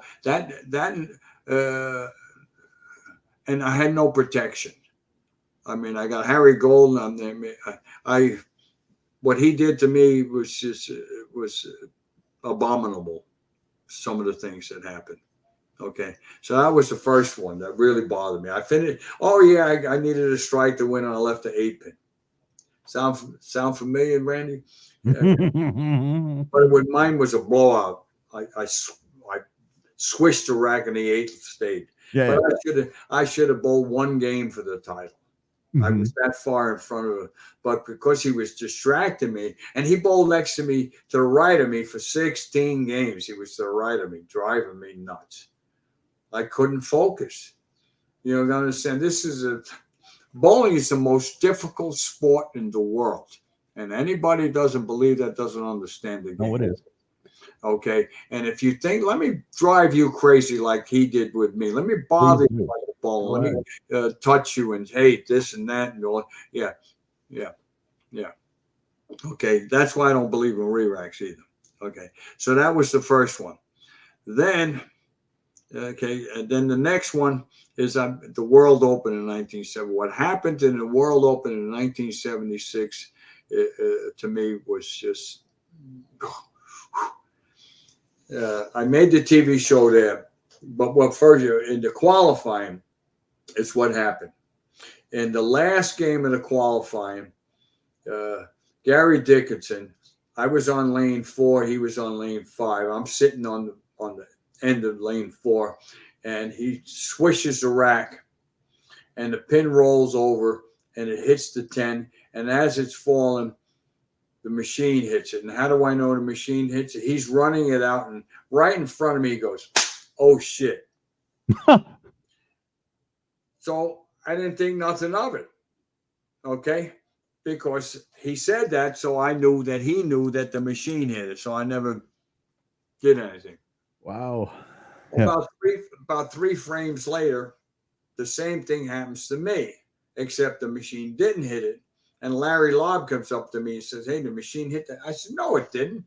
He says, "No, not you, Dickinson," because he saw the machine hit the pin in Dickinson's. And I look up, and Gary's got a 4-bagger. So I called, and I should have just shut it down, but Ernie doesn't know how to do that. No. Okay, so the official comes over, and the official is one of my best friends. His name is Johnny Edelberg. He was the the first assistant tournament director to Harry Golden. And he comes over. And Dickinson was bowling with Rich Garuber and Dick Weber. Mhm. And he took the strike because the two of them said it didn't hit. I don't care what they said. He knows it hits. You understand? Mhm. Okay, in golf when they make a mistake or they disqualify themselves, Mhm. that's called integrity. The Mhm. reason bowling isn't where it is because we got no integrity. None of us do. Okay. I've caught more people cheating than you could think of, and they never did a damn thing. Mhm. Not one. And I won't mention them big guys either. Okay, so Lob and I said that it hit, and Weber and Karuba said it didn't. And I said to Johnny, I don't care what they said, and I don't even care what him and I said. You get him to stand in front of me and let him tell me that machine didn't hit the pin and then he can have the goddamn strike. I said, he knows damn well that machine hit it because he went, oh shit, right in front of me. Mhm. I said, he knows it. And now it's a big controversy. All right. So now we leave. Now that's the end of the qualifying. So now that night at 6:30, we start at 7. 6:30 is roll call. They have a special meeting. Mhm. All 24 guys are in there. Well, Harry Golden, when he fills out the sheets, he does it by hand. All right. Mhm. So he finds out. Okay. And he explains it to me. Well, the press guy, his name was Harry Fitch. He was sitting in the settee. So Goose must have said something to him. All right. And he said, oh, yeah, the machine hit it, but it was falling down. See, he didn't even know the rules. Doesn't matter even if it's falling down, if it hits it. Like if it actually fell Right. and bounced back up and hit the machine, it's you got to set it up. Yep. See, I know every rule. I know more rules. I know every rule in the ABC. I know every rule in the PBA. I read them. I read the book, the PBA rule book front to back. I memorized every word. Okay. So now he explains that with the 23 other guys and me, or 24 of us, and he says, well, he didn't want to change the things. He says, well, we're going to give him the spare. I said, okay. Because he missed one at about 1,000, so I give him the spare. But the spare makes his drops him 11 sticks, but the 11 pins would have dropped him from 4th to 6th, and moved to Karuber to 5th, and me to 4th. But he didn't want to change. You got to understand, I'm a big believer in destiny. Okay. I said, no, I want to bowl where I qualified.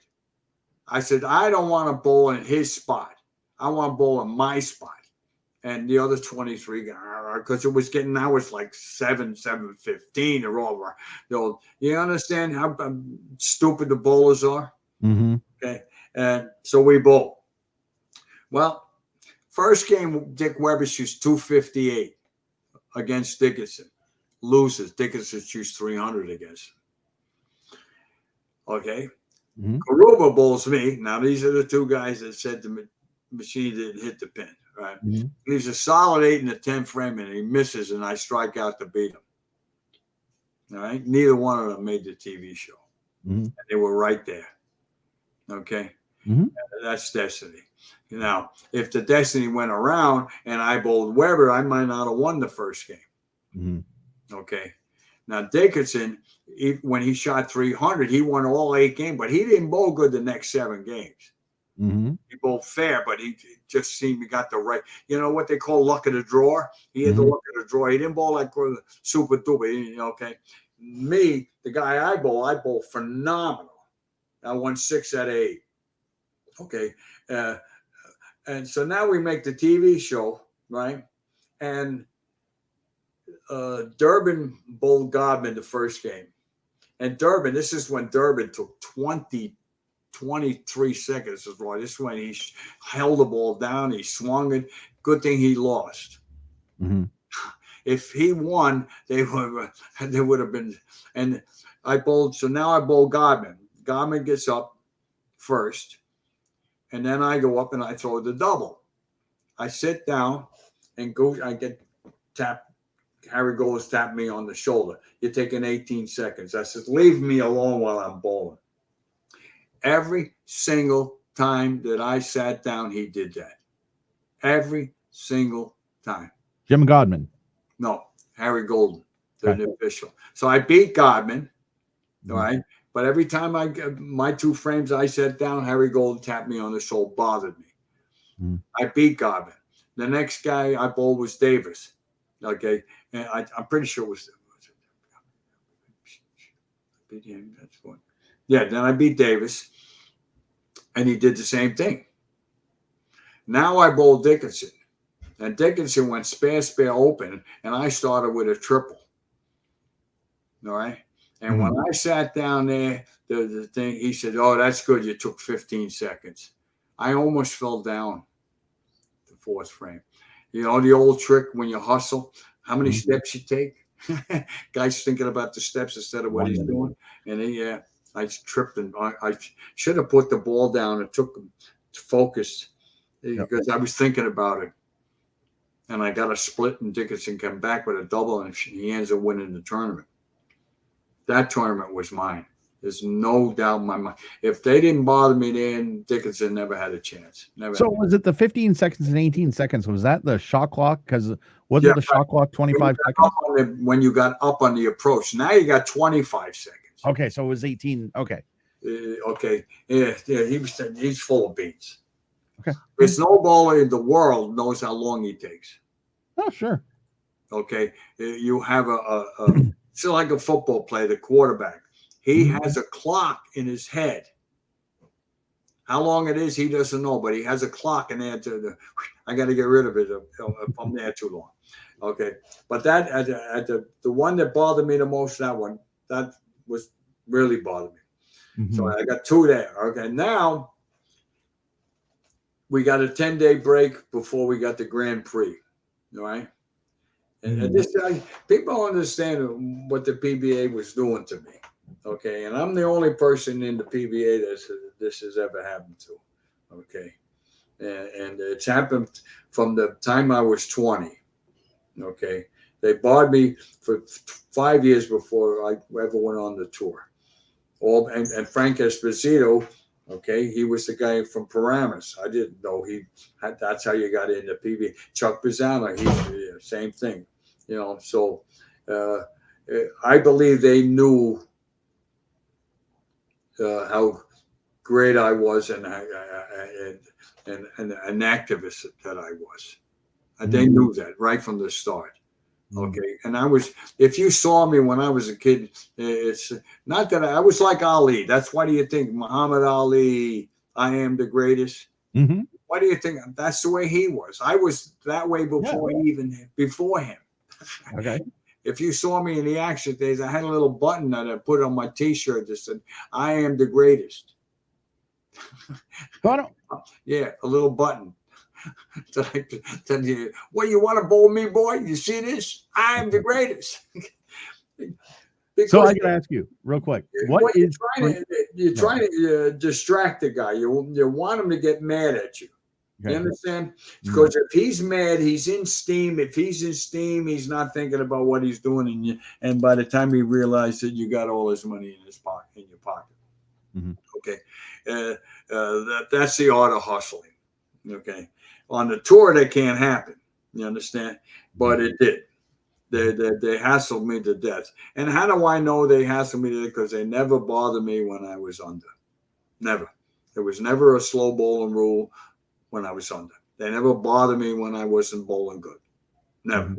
But it destroyed Barry Asher's career. I was just going to ask you that. Okay. Well, Sam Flanagan was slow, but he's from West Virginia. He goes in one ear out there. He never got any faster. He just, he never let it bother him. Mhm. He just bowled. Dave Frame was he stood there forever. But bowlers don't go until they're ready, or and ready is when you feel it. Okay, if you watch Sean Rash or Chris Barnes, you see them and they stop. Yep. Okay, something happened. It either was in them, something happened mentally, or their thumb moved, or something was there. Hey, if you're a great bowler, you don't throw the ball until it feels good. When everything feels right, you throw. You throw, you get a strike. 99 times out of 100. Mm-hmm. Okay.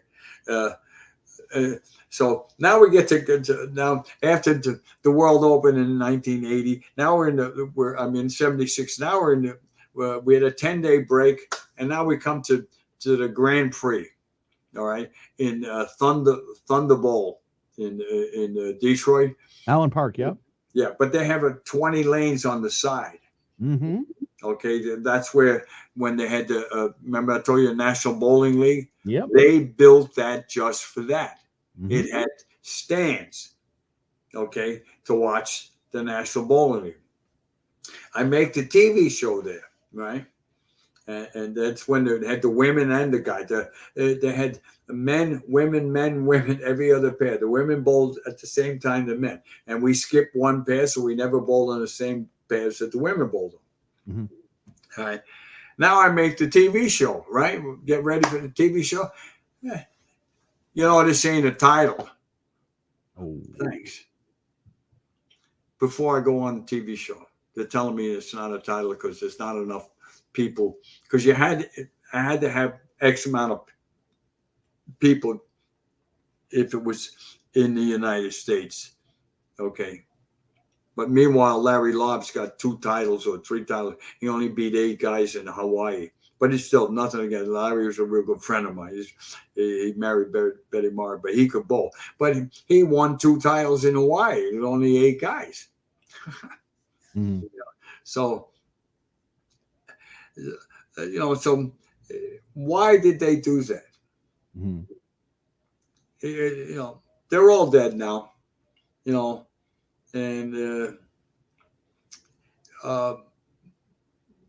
but it still bothers me. Why would they do something like that? Why would they? We're trying to make a living, Mm-hmm.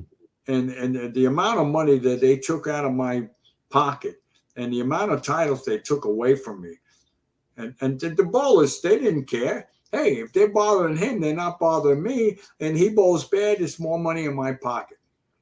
Mm-hmm. You understand? Mm-hmm. Now you understand why I'm a strong political activist trying to get the other guys to understand what the hell's going on. You stupid idiots!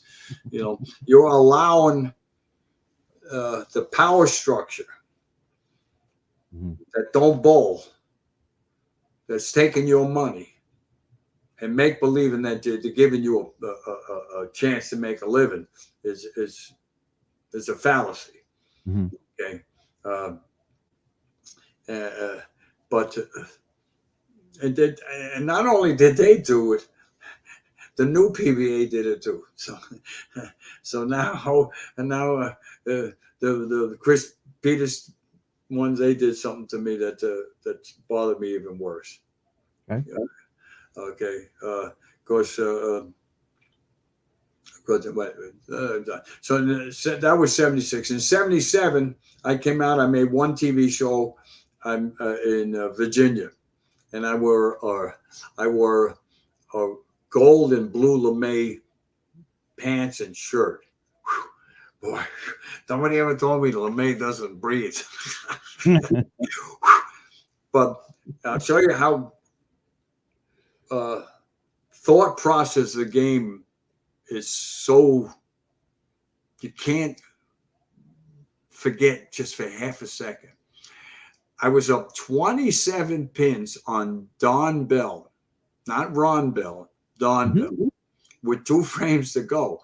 And I was thinking about, I get this shirt because I'm up 27 bids, I'm going to win. I was thinking about, because I had another shirt, I was going to take that shirt off and put another shirt on. Well, I 4-6'd it and he struck out. I never got to change it to the other shirt. I'll never forget. That was but now in 78 was phenomenal. That was the year that made me, in this one sense. I don't know how to say it, because he's still alive. I'll make him feel bad. 2 guys. When 1976, when they outlawed plug bowling balls, okay, I'm crossing. When you cross with the 4 people on the pad, the 2 leadoff guys, they check each other's bowling ball, the serial numbers and everything, and extra hole and stuff, and you write down the serial number, extra hole, whatever it is, any amount of bowling balls you have. Okay. And 3 weeks in a row, I crossed with Dale Eagle, but he was on top, I was on the bottom, and I was on the top, he was on. But the 3rd week, we were both on the top. And I'm checking his bowling ball, and I'm saying to him, I says, you can't use this ball. And I says, Dale, you see these eyes? I'm not blind. That ball is illegal because that ball is plugged. And he pops the grips out. And the grip, you know what the color of plug looks like? It's brownish clear. Yeah. Okay. Yeah. And that's the way grips were. And the reason they were that way, okay, American Bowling Congress, you listening? They wanted them that color so they could see through it, so nobody was using lead to cheat. You understand? So he told me he got them from Ronnie Grodern, but we were going east and Ronnie was going west. He was in the west. So on March 21st, 1978, I called him up and said, hey, I saw Dale Eagle. He had these these inserts, these grips. I says, he told me that you sold them to him. He says, yeah. I says, are you the guy? He says, no. He says, the guy up in Vancouver makes them. All right. And this was March 20th. Okay. And so he gave me the phone number. Well, guess what? When I hung up the phone, he called the owner and tried to buy the company. and he turned him down. So then March 21st, I got set, and I had everything in my mind, and I dialed the phone and I said, can I speak to Don? And he gets Don. I says, hey, my name is Ernie Schlegel. I says, I saw your product, and I was wondering how I can get involved with you. And he offered me a hell of a deal over the phone. I had the best deal ever in the history of the sport of bowling. Okay. And then I said, can you make them white? And they said, yeah. And next week I had 2 bags of grips with my sizes. And I had 2 LT48s. I put them in. I led wire to wire. I ran away from the field. Okay, I shoot 1401, 1402, and 1422. I was 625 over after 18 games. The nearest guy to me was 250. And I said, yeah, more lift, more loft, more power. That was my marketing scheme. Because guys are, wow. Because, when you shoot that and pull away from the field by them, the guys are all, wow. And I said, yeah, more lift, more loft, more power. And and the next week was New York. And I had, the tissue paper boxes, the big ones, about I don't know if you could see me, about this high. And he sent me a box full of those, of everything in New York. Yeah, and I sat here, my wife sat there, and there was a line as long as you could see. I sold every single one of them. Okay. And that's when they took off. I mean, 78 and 79 and 80. But by the time 1981 came, 1981 to 1990, I was the highest paid player on the tour. Okay. So I shouldn't tell you I was born in 81, should I? Yeah, that don't matter. Yeah. No. Okay, go ahead.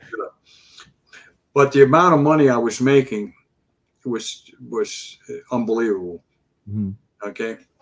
Now so when I got here in 78, now that was in March, and I came here in June 5th, 1978. That's when I first met the owner. Now, I sold more grips from March 21st to June 5th than he sold in any other year he ever sold. Mm-hmm. Yeah. So, and then I met another salesman that worked for him only on the weekends. His name was Gary Gurman. Did you read my book? I didn't. I don't. I'm sorry. Okay. Well, when chapter 9, you'll see this guy's name is Gary Gurman. He's like 6'2", 3. He was a football player. Played for Washington State University, the Cougars. Okay. But I hadn't won yet. He says, "You haven't won yet? You want to be a winner?" I says, "Uh-oh." I says, "Yeah." So I gave myself to him, and he just. So from July of that year, July, August, September, October, November, December, I gave up smoking, took up running and lifting. And when I went on the tour in 1979, I mean, I lost 15 pounds. I went from 168 to 155. I went from a 33-inch waist to a 29-inch waist. I mean, everything went up, and I was built like like Marvin Hagler. You know who Marvin Hagler is? I've heard the name, I think. Yeah, but, yeah. I was 5'10", 155, and built like a brick shit house. Mm-hmm. And that ball was light. And that's when I made the TV show the first week. I made the TV show the second week. I cashed the third week. I skipped the fourth week, the fifth week, and then the sixth week was Detroit. And I made the show in Detroit. Detroit was phenomenal. You had to be there. It was the craziest thing. In Detroit, I think they used STP on the lane. And everybody, I'm watching at the practices, and everybody's crushing them from the second hour. My ball didn't even turn over. Mm-hmm. So what the hell's going on? So I moved up on the approach and moved as far right as I could get it. I went from 5 steps to 4 steps. I went from holding the ball up to holding the ball down. I threw the ball as slow as I could throw it and turn it as hard as I can. I was going right at 1, 2, 3. And I shot 144 over, and I was in the cash. But the one thing that when I did that, it told me I could win. I knew I could win. I could win the tournament right then and there. Why? I was the only guy playing the gutter. Okay. Mm-hmm. And did you ever hear the Bill Allen? You ever hear Bill Allen? Bill Allen won 13 times. He was a lefty. The Hall of Famer and everything. Yeah, I rode with him a couple of times. And was he one of the top 50? Remember they did the top 50 in 2009? You remember that? Sure. If he didn't, he should have been. He won 13 times.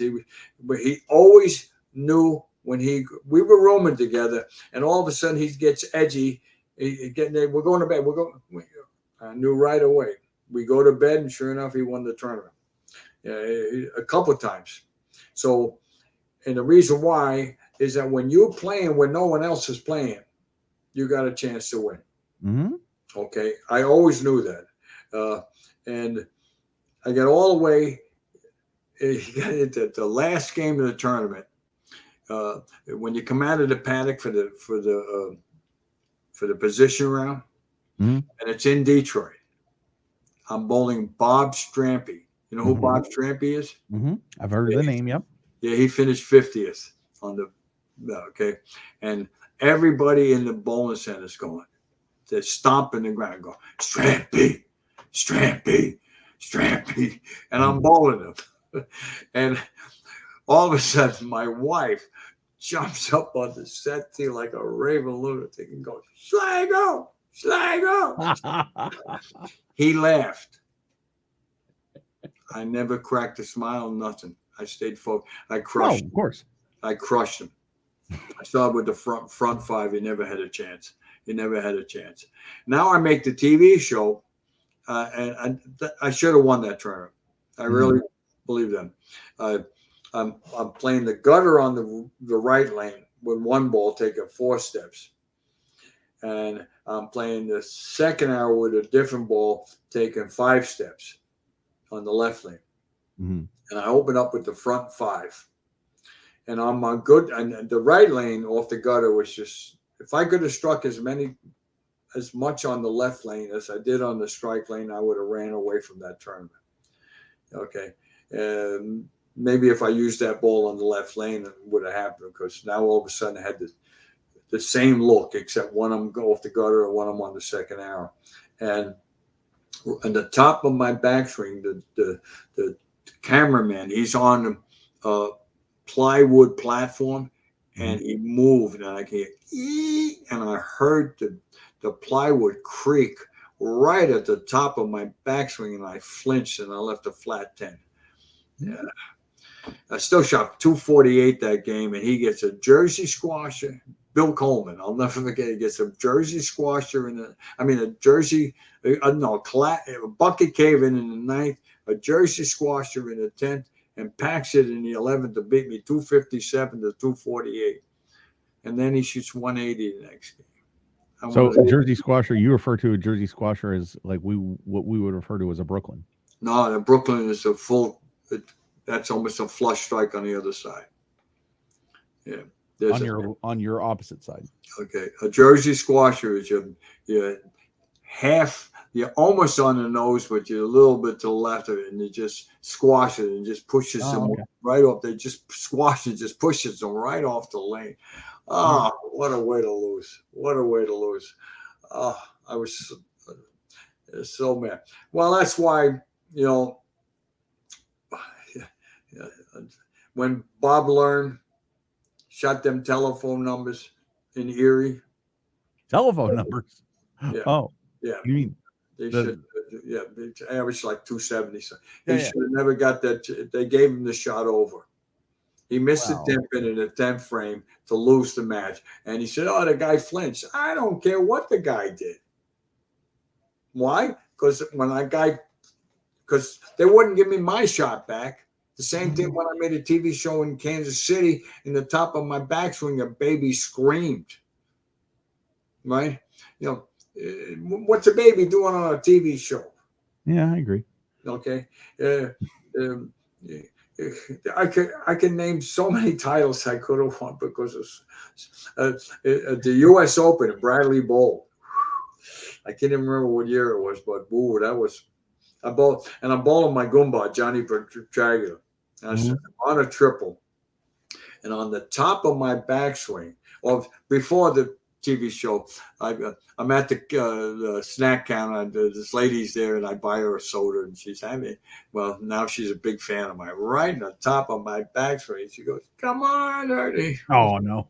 Oh, and I flinch right at the top of my swing, and I flinch. I hit the nose, leave the 6-10. Okay, and in Bradley Bowl, you have to be aware because and I chop it. I chopped the 6-10. Make her give you the money back for your soda. Oh, just what a gotcha is. Think so? I was thinking she was going to do it again, and I took my mind off the 6-10 and I chopped it. Ah, okay. And Johnny gets a double in the 10th to beat me. He never would have beat me there. Never would have beat me. That was another one of my times. You got to understand, there's only 10 frames in a game. Mm-hmm. Any mistake is 30 pins. Okay. Any mistake. People don't understand that. Strike, open strike is 30 pins. Okay, strike, spare strike is 10 pins. Strike, strike, 30 and change. I bowl strictly by math. I understand everything there is to know about the game of bowling and numbers. When you bowl for money, you have to know the numbers, especially when you're going head to head. There's 13, 23, and 33 are the three most important numbers in the game of bowling when you're bowling head to head. If we're both on spares and I'm up 13 sticks, you're not even going to see the ball. I'm going to go 4-pin spare, 4-pin, you can't win. Okay. If you're on a strike and I'm on a spare and I'm up 23, I'm going to go 4-pin spare, 4-pin, you can't win. If I'm up 33, I'm going to go 4-pin, and no matter if I miss it, you can't win. Mm-hmm. So I understand because I bowl enough action. Okay. And when I first started bowling and understood the game, I knew I can leave anything. I can leave a bucket. I can leave a washout. There isn't anything I can leave a 5-7. Mm-hmm. So who did you feel like, did you feel like you had an opponent that you felt like you could always beat, or you were, well, yes and no. Okay. Holman was one of them. I used to tease him. Holman I beat so many times. But I did. But I only beat him one time for when it really counted. Mm-hmm. All the other times was I beat him by a pin. The next time I bowl him, I beat him by 2. Next time I bowl him, I beat him by a pin. The next time I bowl him, I beat him by 2. The next one is when he went absolutely nuts. Because I couldn't go anywhere. I got 7 and 9 out to beat him by a pin, and I did it on purpose. He went nuts. Wow. You dumb. The next time I bowled him, he shot 300 against me. Oh. He wasn't going to make sure there wasn't any mistakes. You shoot 299? No, he shot 300 against me. I never had a chance. I never was. Okay. He was growling, spitting fire the whole match. He wanted to make sure I never had a chance. Because what makes a great boxing match? Okay, when it's a good fight. Mm-hmm. What makes a great bowling match? When it's like the one against Randy. That was theater. That was an unbelievable match. If you saw the one before that against Foss, another unbelievable match. Okay, if you beat the guy 240 to 140, that's not a good match. No, it's not. It says, but winning ugly or winning great, it doesn't matter. It's still a win. Mm-hmm. But when you got two guys banging heads and it's close, that's theater. That's what the people come to see. They didn't come to see. What do you think they all watched Earl for? Because they want to see what he does. He made so many shows. Oh, yeah. He became the doomsday machine. Yeah. But he lost more than he won. Same thing with Walter. You're there enough, you probably lose more than you win. It's a tough game. That's why I believe. Okay, I wanted to go run this by before I get stuck because I'm getting hungry. Okay, I wanted to get. Let's start with the future. I tell you, all sports play in owned arenas, and they have their own cable channel. If that was the way of the future for the sport of bowling, the money, everything would be astronomical, just like it is in all the other sports. Okay, and what makes that is that they subscribe to that monthly, which is what they do with the Yankees for the Yes TV. That's the only one I know about it. Okay, and this is, if we believe in our sport, this is the future. Mm-hmm. Okay, and how do you make it happen? Well, when you belong to the ABC, you're paying right now to belong to the ABC, you pay $27 now. And the reason why it went up $2 more because they're losing more members every single year. Okay. And they're just going to keep doing that. And why people even pay that is beyond me. Okay. Because you get nothing for it. Okay. The only thing you get for it is zero. I shot 834 and they gave me a 50-cent magnet. Okay. In the old days, if you shot 834, you get a nice gold diamond ring with a ruby in it. Okay. Okay. But I remember, when Goldman Sachs owned AMF, or they were in bed with AMF or something. They IPO'd AMF. AMF has gone belly up, I don't know how many different times. But it's corporations, as far as I'm concerned, are invisible. Okay, but there are people that run those corporations, and either they make good decisions or bad decisions, but most of the times they were always bad because they went belly up. Okay, and now we're AMF Bolero. And they eventually bought the PBA. Okay, and when I get on their website, you can actually buy stock. Okay, but if that stock is for AMF, I would never buy it. Why? Because it's for their bowling centers. That's the game. That's not the sport. So if AMF Bolero would have LLC and become two separate companies, yeah, I would buy stock if that stock was for the sport. And I believe that if that stock went on the market and they had a business plan for it, what was going to be the plan, I think they would sell out unbelievable. And then they could build the 6 arenas around in the United States, in the most popular places. Okay, there's Indian casinos all over the United States now. The first one I would build would be in Detroit, and I don't know exactly where in Detroit. Maybe because I know Detroit's got legalized gambling, so if you had that there, you could.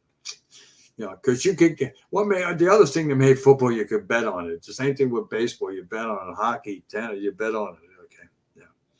Okay. So, but one of the things, if you IPO this as a business, now you and everyone else, pays 20 cents. You get nothing for the $27.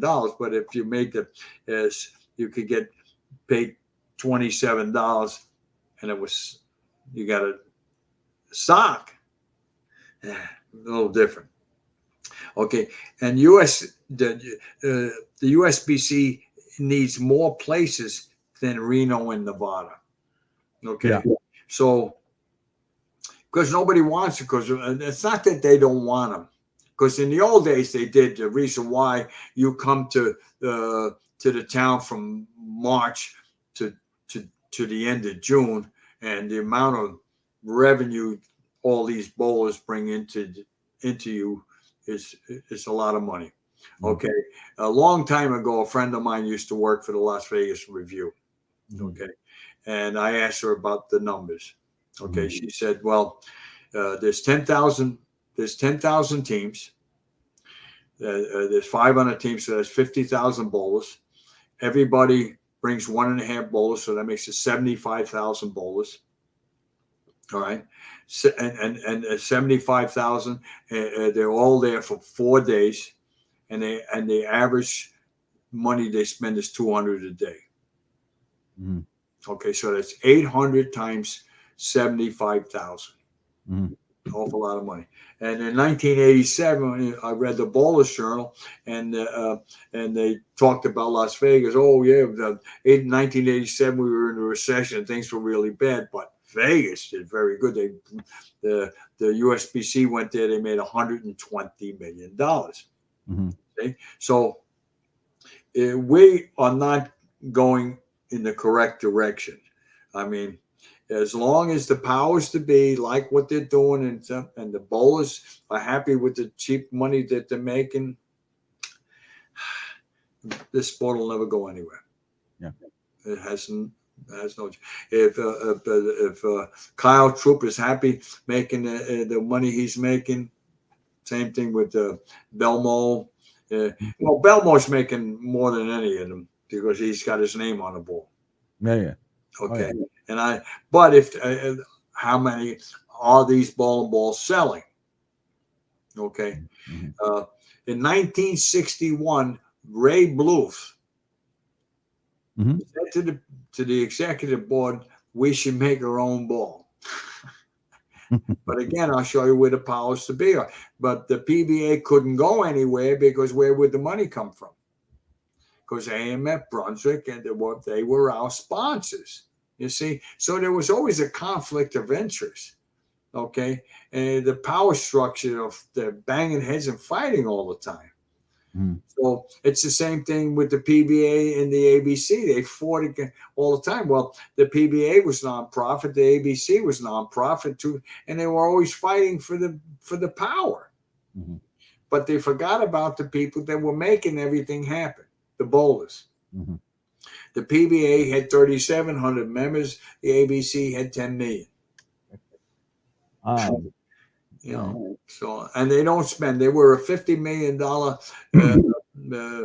corporation for as long as I can remember, and they never spent a nickel in the right direction, meaning in the sport direction. Okay, this is the only sport that everything filters up. So by the time it gets to the top, there's nothing left. Every sport filters down. NFL goes to Pop Warner, to Little League, First Tee, tennis. You get my drift. They're all go downwards. That's where all the money comes. But first, they have to be powerful. So we had 6 arenas, and we had and in those 6 arenas, you had your own cable TV, the cable vision for you could bring back the national. What's the thing? I had it all. You could bring back the National Bowling League. You could.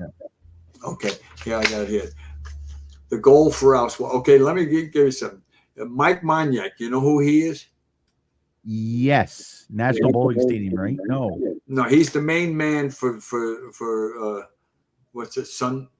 Suncoast, right? Well, he's the PBA member. You don't think he knew? Well, what do you think he did? Instead of that bowling center, he went and built an arena. Why? To bring the USBC there. Okay. And then you know who Norm Edelman was? Norm Edelman was the guy that had the high roller. Okay, he brought his son in. Now he died, and his son's got it. Brad Edelman, he's at Las Vegas, and what does he have? He has the armed forces. They come in there, and then you got the Reno. Reno's got the stadium. I finally, and that was my idea also. You know, Red Pearson and I had a talk. Oh yeah, so the military told me. You know what the NESE is? Nope. NESE is the Japanese organization. Okay, you could revive the National Bowling League and bowling. And here's the other thing. And when you had 6 of them, you could actually bring back the bowling as team.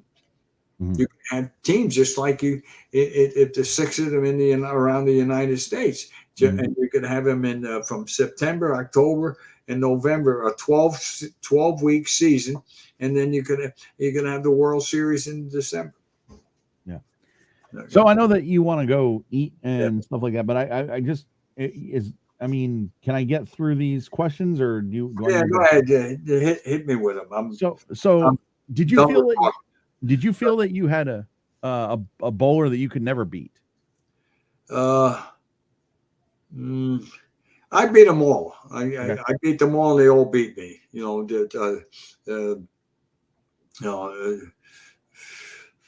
Earl beat me twice on TV, but I beat him in match play. He beat me. But when you only bowl in one game, that's why I told you, if we were bowling for the best of 6 moving pairs, and the total would be the difference. That's the way the game should be played. Then you could have statistics. Imagine if that was that way. You could take Carter's statistics, Weber's statistics, and in the 40s and the 50s and the 60s. Every 10 years, you could have statistics and match them up. Who's the greatest boxer in the world? Mike Holt. Ali. Rocky Marciano. Rocky. Okay. Yeah. Sure. 49-0. Okay. Okay. And, well, you put the statistics again. Everybody says Ali. Well, I believe Ali was the best because the other reason they took, the reason I also resonate with Ali, they took 3 years away from him in his prime. Mm-hmm. They took 5 years away from me in my prime. Okay. Yeah. So you can't tell. He might have went 50-0 before he got it. You don't know. Yeah. Okay. But he was the smartest boxer in the world. I mean, the rope-a-dope and how fast he was, and and he did marketing. Mm-hmm. He insulted every guy he ever played, and he did that for a reason. That was theater. The more he insulted the guy he was bowling, the more the fans were, and he said, 500,000 love me, 500,000 hate me. Yeah.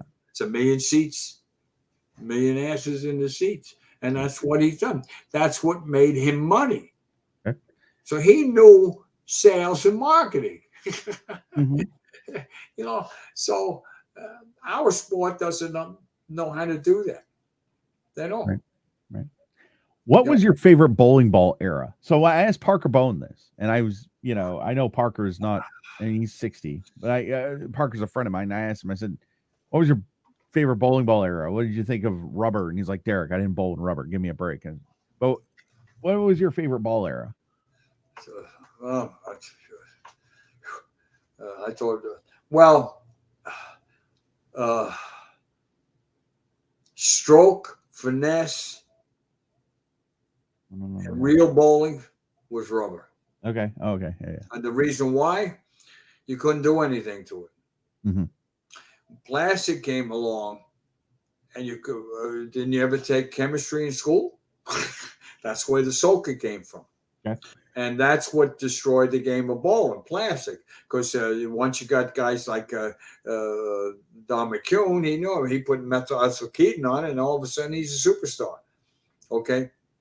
So, people don't understand. The Manhattan rubber had more rubber to the road. Okay. The $3, I bowled good with every single rubber ball there ever was. I had Ace Laners. I had Black Beauties. There were so many good ones.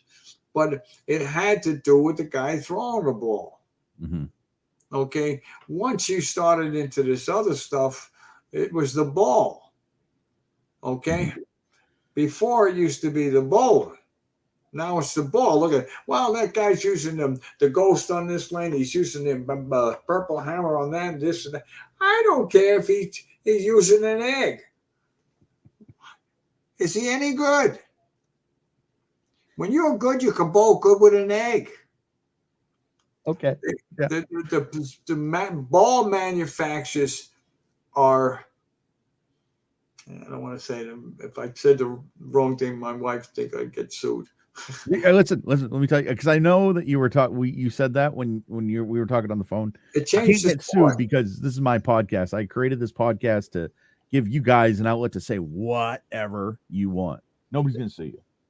Yeah, but this plastic, to me, as far as I'm concerned, was the first beginning of this of changing the game. Okay, mm-hmm. Because I told you the game of the ball was, but again, the ball still was a ball bearing. Mm. The plastic had a little tiny wave block in it, and even when you soaked it, it still had a little more friction. Then all of a sudden you came out with the black angle, which had friction. But I could play the gutter. You can't play right a 10 with any of the equipment you got now. None. Zero. What if you swing it to 10? That's not the gutter. Oh, I mean, laying it down on 5 and when I played the cheetah pattern, I was looking at 5 trying to throw it in the gutter. These guys are looking at 12 trying to throw it in the gutter. The guy threw 3 gutter balls. Yep. I never threw a gutter ball in my life, and it's been almost 60 years. And I played the twig. Okay. So the only time I ever had to throw a ball in the gutter was I hit myself in the ankle. Okay. Yep. Or if it hung in my thumb and went up in the air because I was a big squeezer,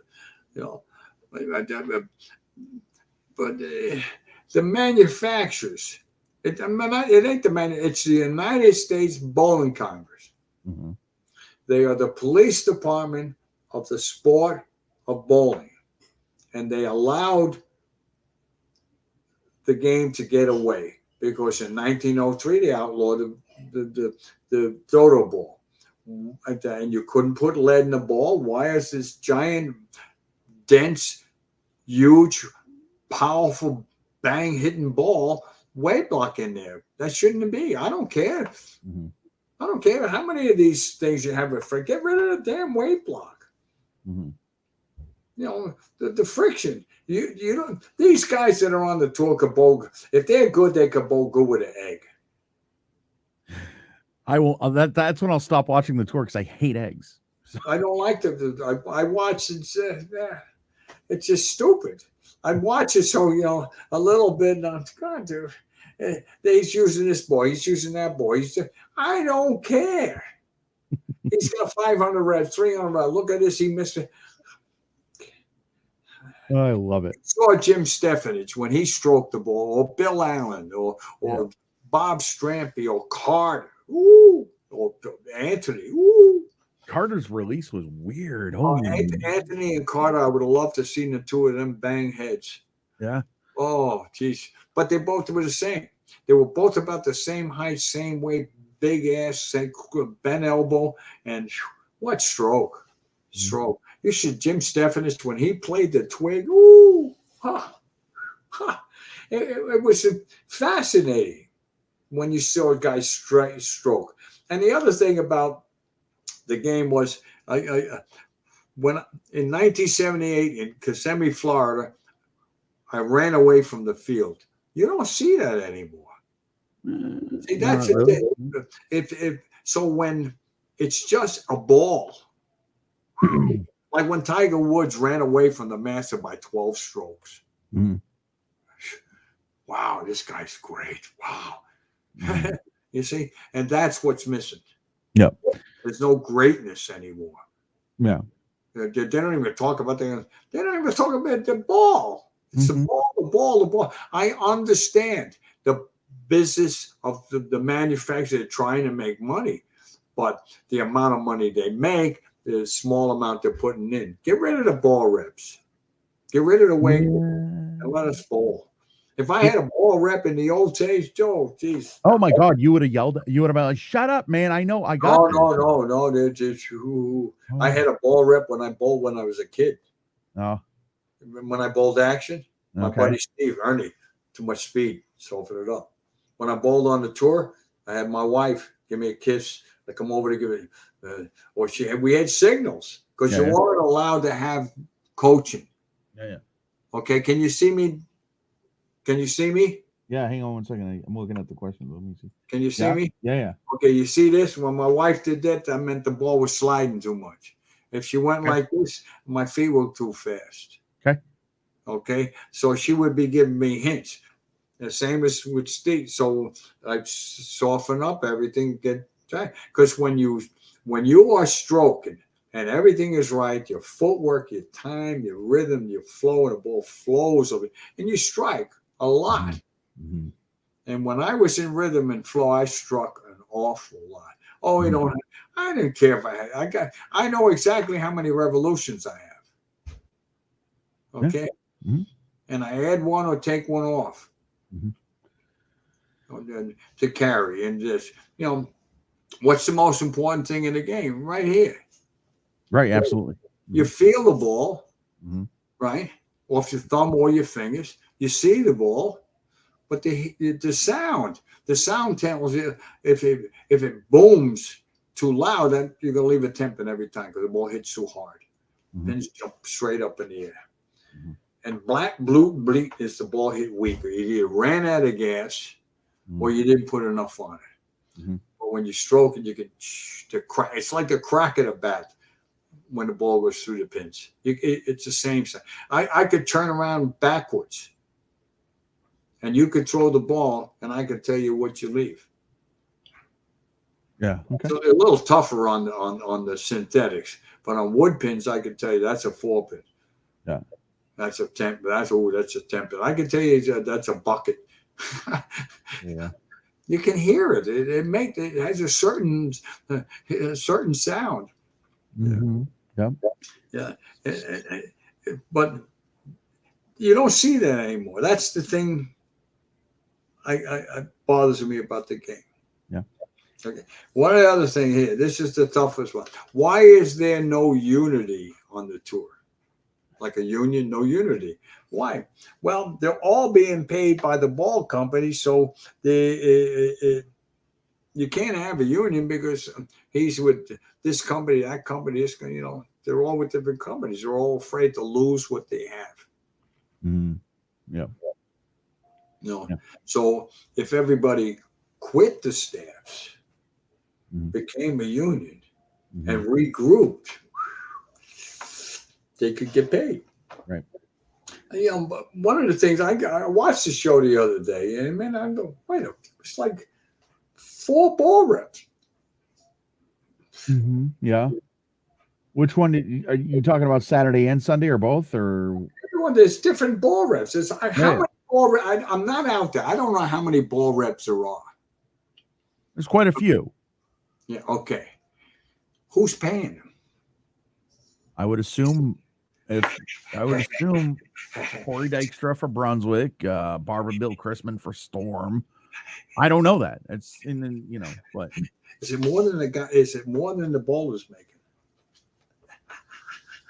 I don't know. I don't know.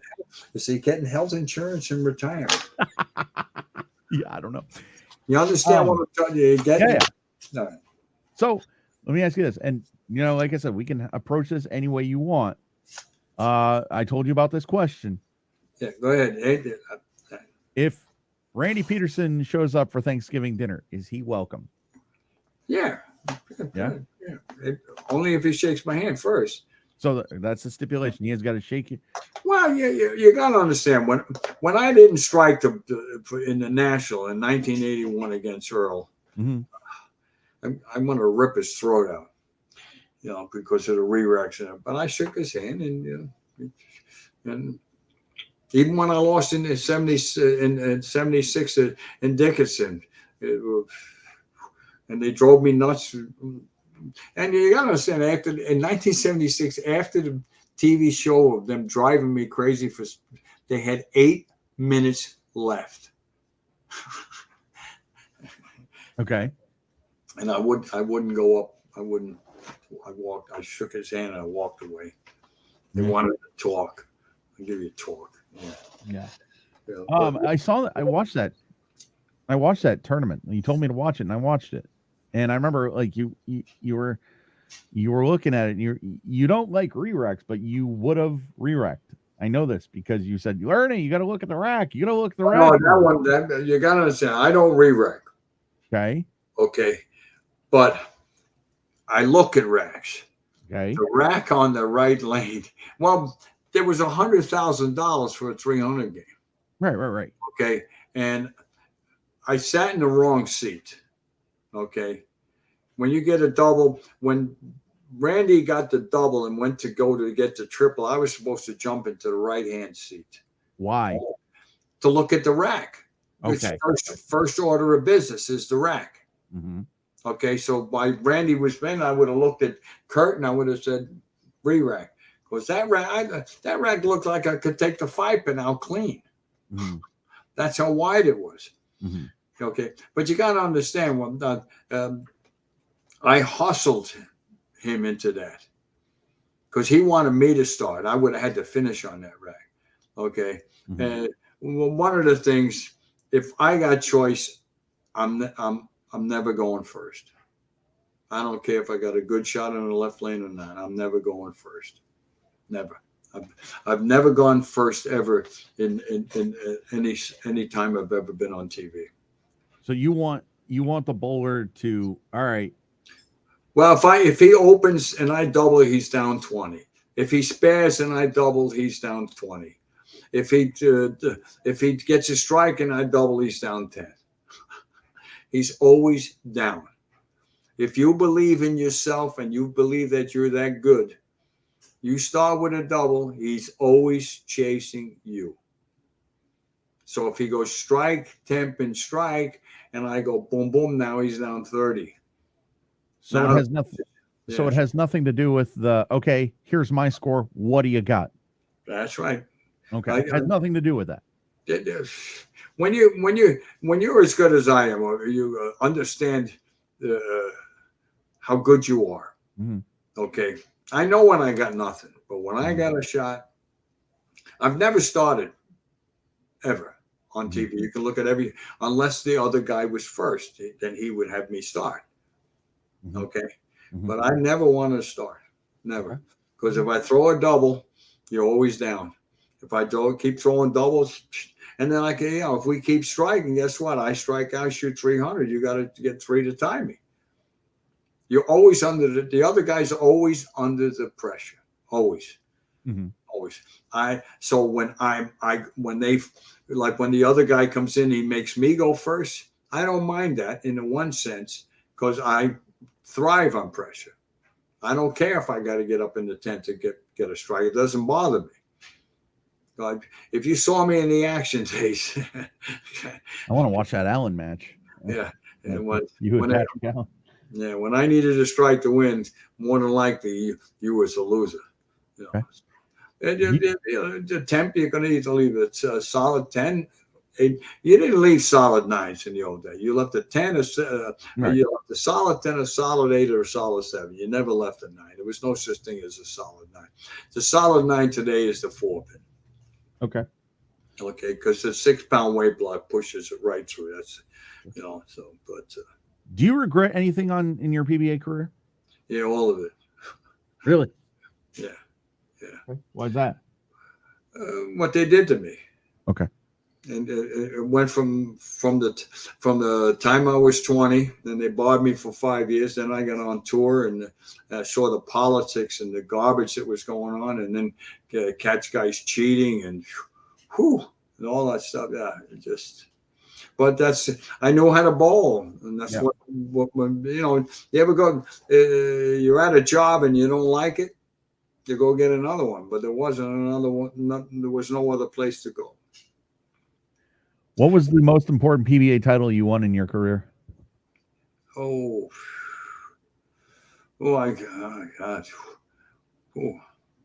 So there's a couple that I liked. Pinole in 1989 was something else. I led that tournament all the way, and then all of a sudden I had nothing.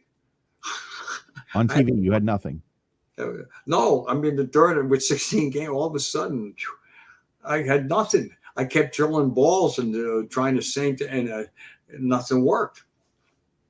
So at the last game of the tournament, I'm bowling Don Moser, and I'm in 6th, and I got a win. He started with 4 in a row, and I went spare, open. And I said, oh, man, look at this. I led when you lead and you're there. So I went back to the ball that I bowled with that got me there, the purple angle, and I just threw it as hard as I could right at the heaven. And I got two ticklers. And then he opened. And then he didn't strike. And then I threw 2 more darts and I doubled. And he didn't open. And I threw 2 more darts. I threw it as hard as I could. And it was as much loft as I could and I made the show. So now when I make the show, I got nothing. So I had this, the angle plus. Okay. And it didn't feel good. And I redid the solid, and it still didn't feel good. And I just couldn't pick up the roll. So then I went out to the truck and I redid the thumb again. And I said, see this? It had a gray dot on the side, and like a clear grayish dot. I don't know. I guess that was what they were doing to hold the weight block. I drilled it out, and I put negative and thumb like the purple angle had, and that's why I couldn't pick up the roll. That little gray, I couldn't see the roll because of that. Mm-hmm. And all of a sudden, wow, man! So on the left-hand lane, I moved in. I played 8, 9, 10, and I had like 10 boards to the jaws. It was unbelievable. Probably the greatest I ever bowled on TV. Yeah. All right. And the first game I bowled Wayne Webb. Mm-hmm. And I had nothing on the right lane. I tried everything. So I used the purple angle on the right lane and the angle plus on the left. I'll never forget it as long as I live. I flushed the first one, throw a sky bomb off the gutter, and I barely hit the headband and get a double and pack it for the triple. And I grind him out. He had nothing too. I beat him 213. I think he shot 178 or 180, something like that. So now I bowl Parker, and I'm every shot on the left lane. I couldn't believe how much area I had. And I didn't have much on the right lane. So each time he had a chance to shut me out, he left a 6-pin. And when the last time he didn't strike, I said, well, I can't throw this ball again. So I went to the ball that I was using on the left lane. I said, I'm going to move into the second hour, turn it a hammer, and just get a little softer. If it works, it works. If it don't, I lose. Because I didn't like it. And I switched the rack. And then I knew I was going to be in. I got up in the 10th frame. I packed the first one. I threw the second one. I got down on my knee. I looked at Parker, and I waved goodbye to him. And they tried to find me for that. Wow, yeah. So now I got a phenomenal shot. I bowled Ron Williams. Oh, God, I love Ron Williams. And I was afraid of him because it was his birthday. Not his birthday, it's birthday week. I think his birthday was a couple of days before. And I'm a big believer. And I won on my birthday. I love it in April. Norm Duke loves my birthday. Yeah. Yeah. So I get up there, and it was the same as yours. Yeah. So so now I get up and I get a strike. He throws a double. I throw a double. He gets a double. Now he's got 4 in a row. I got 3 in a row. And I get up there and I just get ready to, and the whole bowling center goes dark. Live on TV. Some guy down the road crashed into the telephone pole that shut down, and it blew all the lights. But the ABC TV has to generate, and generator come up, and it made light, but not a lot of light, enough to so you wasn't in pitch dark. And when that happened, I turned around and I saw the mayor jump up off the seat, get down there, flip that phone. I said, uh-oh. This isn't, because his town is on live TV. and I knew it wasn't going to be just 1, 2, 3. Yeah. So Ron sat down. I got off. You can see me. Sat down like, can you see me? Yeah. Yeah. And he went and he sat like this. And I'm over there and I'm running in place. I ran in place for 17 minutes because that's how long it was before the lights came back on. Oh my God. What are you trying to do? Just make sure you don't get stiff? That's right. Okay. Oh, that makes sense. I mean, he got up and left a flat 10. Yeah. And he missed it. Yeah. And then struck out for 254. I struck out. She beat him 258, 254. Yeah. Every ball flush for 250. Next game, I bowled Dave Durantamon. It was the greatest game I've ever bowled on TV. I dead flush the first 5, crushed 10, dead flush the next 5, crushed 10, 268. Yeah. So when you have the right ball in your hand and you get this stroke, when most people don't understand when I'm bowl and I'm right, I don't hit them light, I don't hit them tight, I flush them. Yeah. You don't flush in the pocket. I can hit the head of a pin. Well, I can hit the point. Yeah. When I'm in okay, so but when in qualifying, it's a different. They used to call me Heinz Variety. That was my nickname years ago. Okay. Well, because when I get to the foul line and I don't feel like everything is right, I never want to miss the headpin. Never. I don't care if I leave a 4-6. I don't want to miss the headpin. When you miss the headpin, you're giving away wood. Lots of wood. Oh, yeah. Okay. And you could get a beaker, you could get a cross hit, you can get a going away Brooklyn. There's so many things you can get when you hit the headpin. Remember I told you when I had that part-time job when I was a kid and I played headpin from the gutter, I threw it, I kept it, and I saw from every angle, if you hit the headpin, you get strikes. It don't matter. You don't have to hit the pocket, but that's your job is to hit the pocket. But you can. And one time I kept score going like that. I shoot 220, just hitting the headpin. So the other thing I never liked, but I knew it was had to happen. It was I love wood lanes. Okay.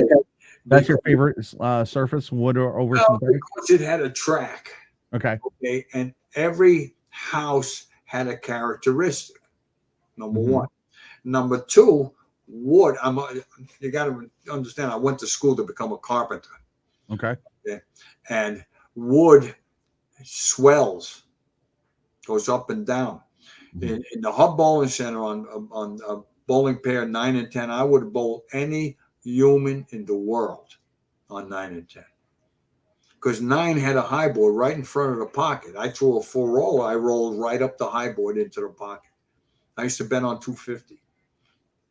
Okay. I bowled guys, they had to come around. They have come around that high board. They'd leave a bucket. And if it were inside of it, just to take a 4-pin. They never had a chance. But 10 was easy as could be. But 9 and 10, nah. So Toledo, Ohio was that way. It was a 60-lane bowling center. I knew every lane like the back of my hand. Imperial Lanes. Imperial Lanes. Okay. I think I made the finals almost every single year. Okay. But when Earl beat me there in the national, okay, here's another reason why we would never get into the Olympics. When we used to go to Toledo, Ohio, lefties should have never came because they never had a chance. Okay. And all of a sudden we got a lane man and it becomes the national. And who wins? Earl. He couldn't beat me in Toledo, Ohio on the best day of his life.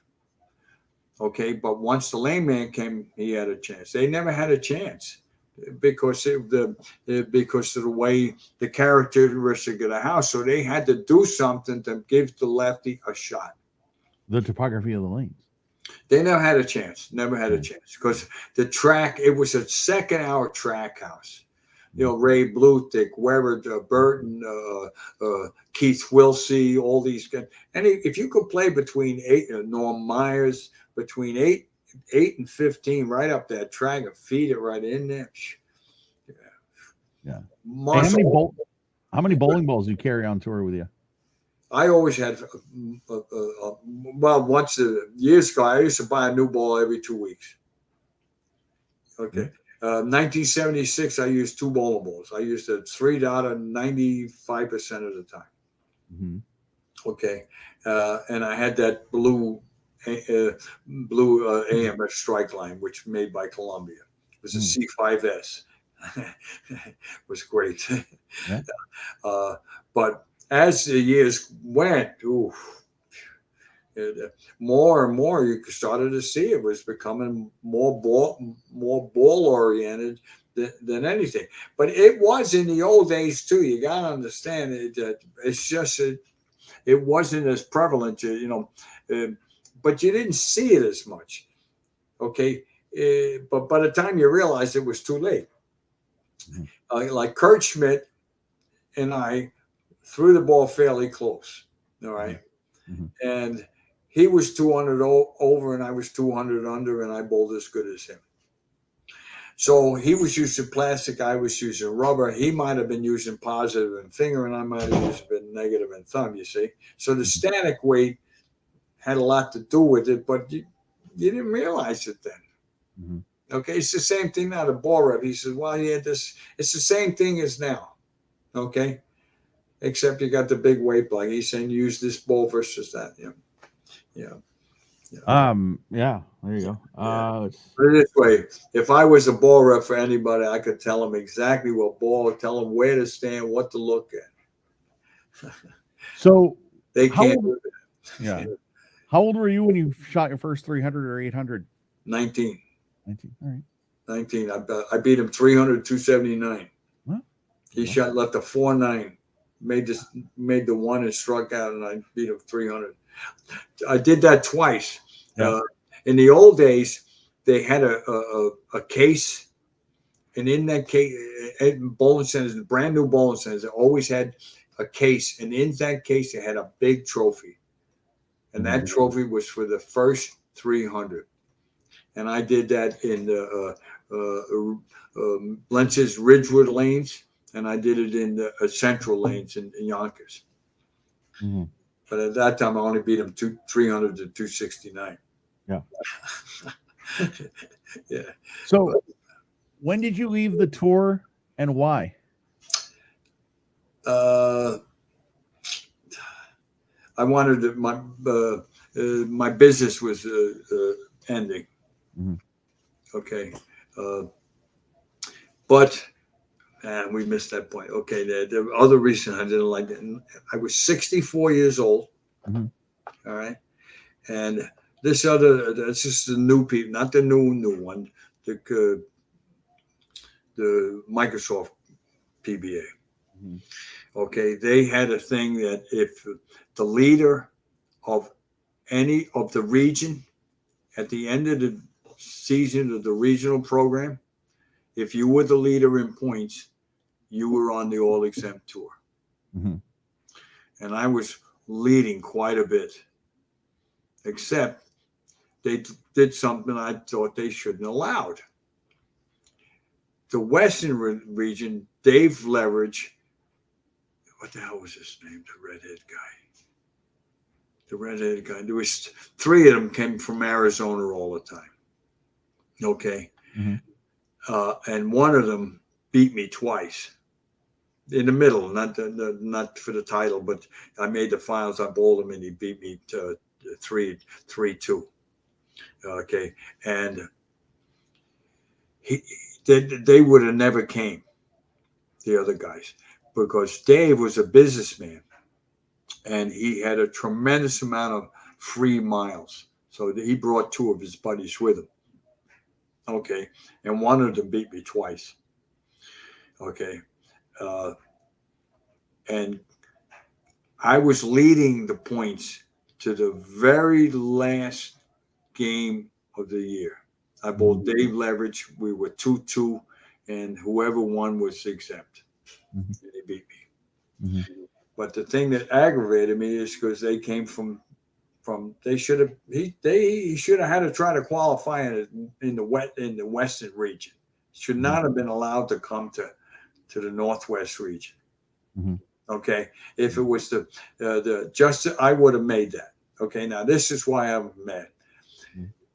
Do you know who Satchel Paige is? I feel like I've heard that name, but I might have been. Satchel Paige. Well, he played for the Cleveland Indians. Okay. He pitched at 59 years old, so he is the oldest professional athlete to compete at the highest level. Mm-hmm. I would have beat his record by 5 years. Mm-hmm. Okay. Now, you know who Kelly Kulick is, right? Of course. Okay. You know what happened to her? She beat the men. And what happened? She got all these things that happened. She went to Dave Letterman and this. Mm-hmm. Okay. That's what I believe would have happened. It cost me, I believe it cost me about $100,000. But, it just should have never happened. And then right in the middle of the year, okay, the regional tour started in April. Okay. And by the middle, we're getting close, I'd say August. I get a letter in the mail from the PBA that no non-rigid product would be allowed. Mhm. And there was only one person that was used. I was using Arnie Goldman's Perfecta grip in my thumb. I had it in 14 different bowling balls. Mm-hmm. It was the greatest invention in the history of the bowling sport, Mm-hmm. and probably still is. Okay, when you turned it, it was like the male sat in the female sat in the bottom, and you glued it in. Okay, you let the glue run down, and then you hit it with a sander, and the dust would lock that sucker in there. All right, not like the other two. They could have a chance to break off. This one couldn't break if it tried. Then you put the other one in, and it was like a transmission. So you have a screwdriver, you loose the screw up, and then you could take the thumb and move it 2 ticks this way or 2 or 3 ticks this way. When you went one way, made this finger longer, you go the other way, made that finger. It changed your axis tilt without doing anything. Mm-hmm. Okay, that was the first thing. The second thing is that the thumb always fits, and the reason why, the mold, the substance of the mold that was made, it was made of thermal. You didn't have no friction. Mm-hmm. No, absolutely. I used to love cork shoe hooks. Mm-hmm. The only thing I didn't like them, every once in a while I get a little nervous and I'd roll the sucker up. Mm-hmm. Well, Arnie told me, he said, no, leave it in there. And he was right. I took a mold of that thing. It still felt like a shoe hook, but guess what? It would never roll up because it was a mold. Oh, it was unbelievable. And then they took that away from me for 3. So now I got no bowling balls, and I can't get a bowling ball. What do you mean? Here I'm a 5-time Hall of Famer. I could not get a ball. And you wonder why I'm so mad? Yeah. I couldn't get a ball. I'm fighting for something that meant an awful lot to me. The exemption on the tour, be on the tour at 64. It's all, promote and market. Oh, geez, it just broke my heart. My heart. I quit bowling for a while. I just You still bowl today? Somebody. I got a tournament this Sunday. Oh, there you go. Yeah, You'll win. It's a handicap tournament, but I get a lot of pins. So. Yeah. But I'm 0 for 4. Oh, there you go. So question 15 in the regular segment was favorite lane surface. I think you said that was wood. Yeah, well, see, one of the things about synthetics. Yeah. The first time I ever got in synthetics, the approaches were like glass. Okay. Yeah. So I always, but I used to get a towel and wet it, just use it on my heel so I'd stop. I watched Marshall Holmes slide at the arrows. Couldn't stop. I watched Jay Robinson hurt himself. He pulled his groin because you couldn't stop. Mm-hmm. Okay. And then now in this stage, to me, I don't care about the synthetic lanes. The approaches should have stayed wood, because the approaches. Yep. Yeah. Mm-hmm. Yeah. Because now you go from a wood approach to synthetic, and all the synthetic approaches are different. Okay, if it's rains and you come in, the approaches are like glue because the humidity makes them sticky. Okay, and some places are really sticky, some places are real slippery. I bowled down. I can't remember what Southern Oregon I bowled. I almost fell down 3 times. I couldn't stand up. It was so slick. Oh. Yeah. I said, I don't go there anymore. Mm-hmm. I tried it with that. It wasn't worth the time to try to figure out how to be able to plant again. So, but to me, the bowling ball is the biggest thing that changed the game. To me, the PBA, okay, the PBA to me can't do anything about it. Okay, because that's where the money's coming from. You understand? Mm-hmm. So the powers to be are saying this is the way it's going to be, and what are you going to do? You can't do anything about it. Why? Because but you can. Mm-hmm. We could have outlawed the black angle, and we didn't. Why? Because AMF was a sponsor. But that's when we should have said, well, the hell with this. Let's get. To me, though, the PBA should take a stand, and they won't. Okay. And by taking a stand in one sense, they should make their own ball. Mm-hmm. Okay, that's what 1961 Ray Blue said. Yeah, but how many would they really sell versus the automatic hook? Mm-hmm. Okay, I don't mind the friction. I told you that black angle was nice. Mm-hmm.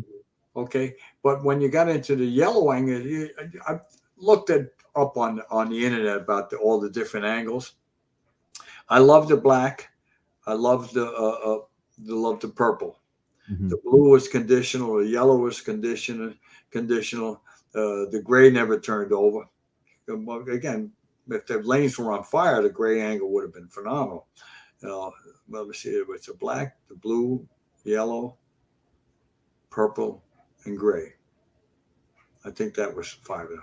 And I bowled good with 2 of them. Mm-hmm.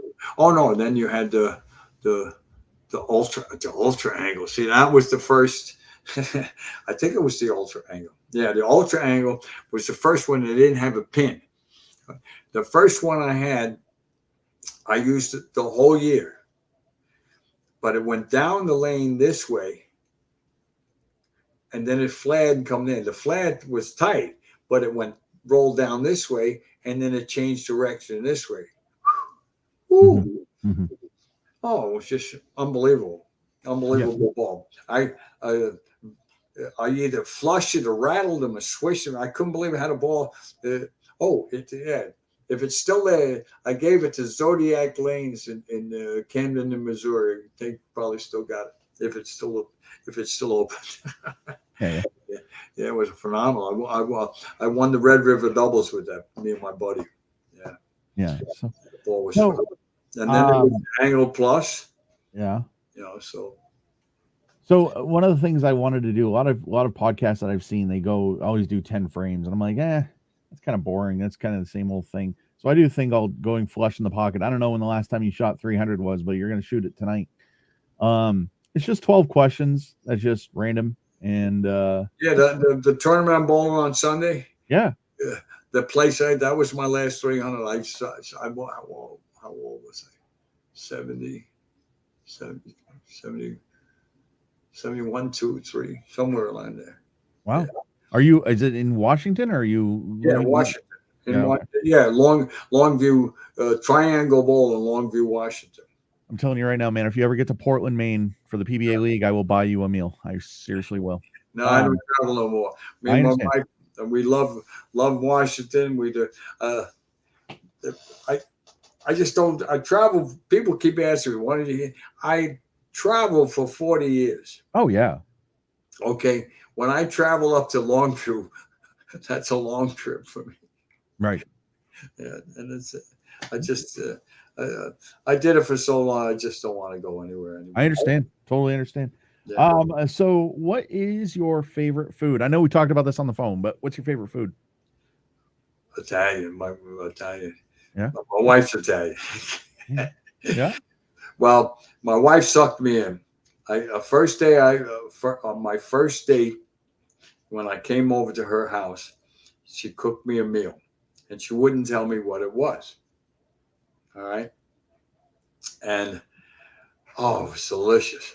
It was eggplant, and I never ate eggplant. When I went to Bronx Vocational High School, you come out of the schoolyard, a lot of the guys, oh man, go up to Tony's. Tony's got an eggplant parmesan sandwich. Everybody know I went down the other way.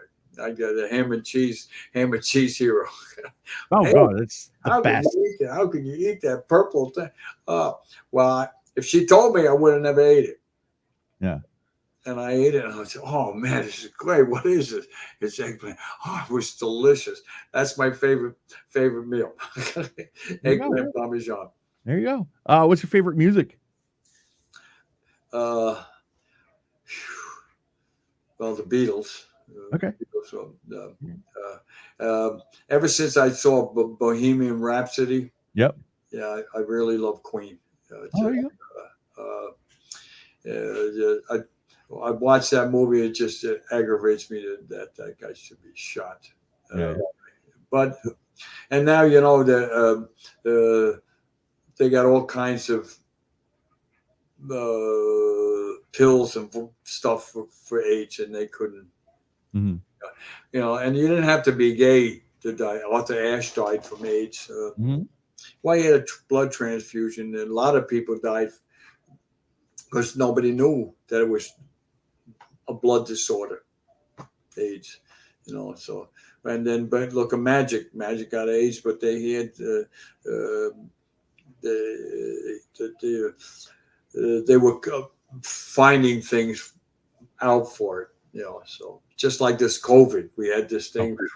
How many people died from that before they figured out how to do it? Did that affect you, COVID? Me, no. My wife and I, we wore a mask all the time. I still wear them some of the time. When we go to shopping at the Safeway, we wear a mask. Yeah. I don't know this. What are you binge watching right now on TV? I don't. Me, You don't watch? I'm basketball. I like the game. Oh shit, I'm missing the game. Oh. Did the Knicks win today? Oh my God. Alexa, what was the score in the Knicks game? No, that was yesterday, I think. Right. Yeah, my Knicks won. Yeah. How about my Jets, baby? We got Aaron Rodgers. Yeah. Woo!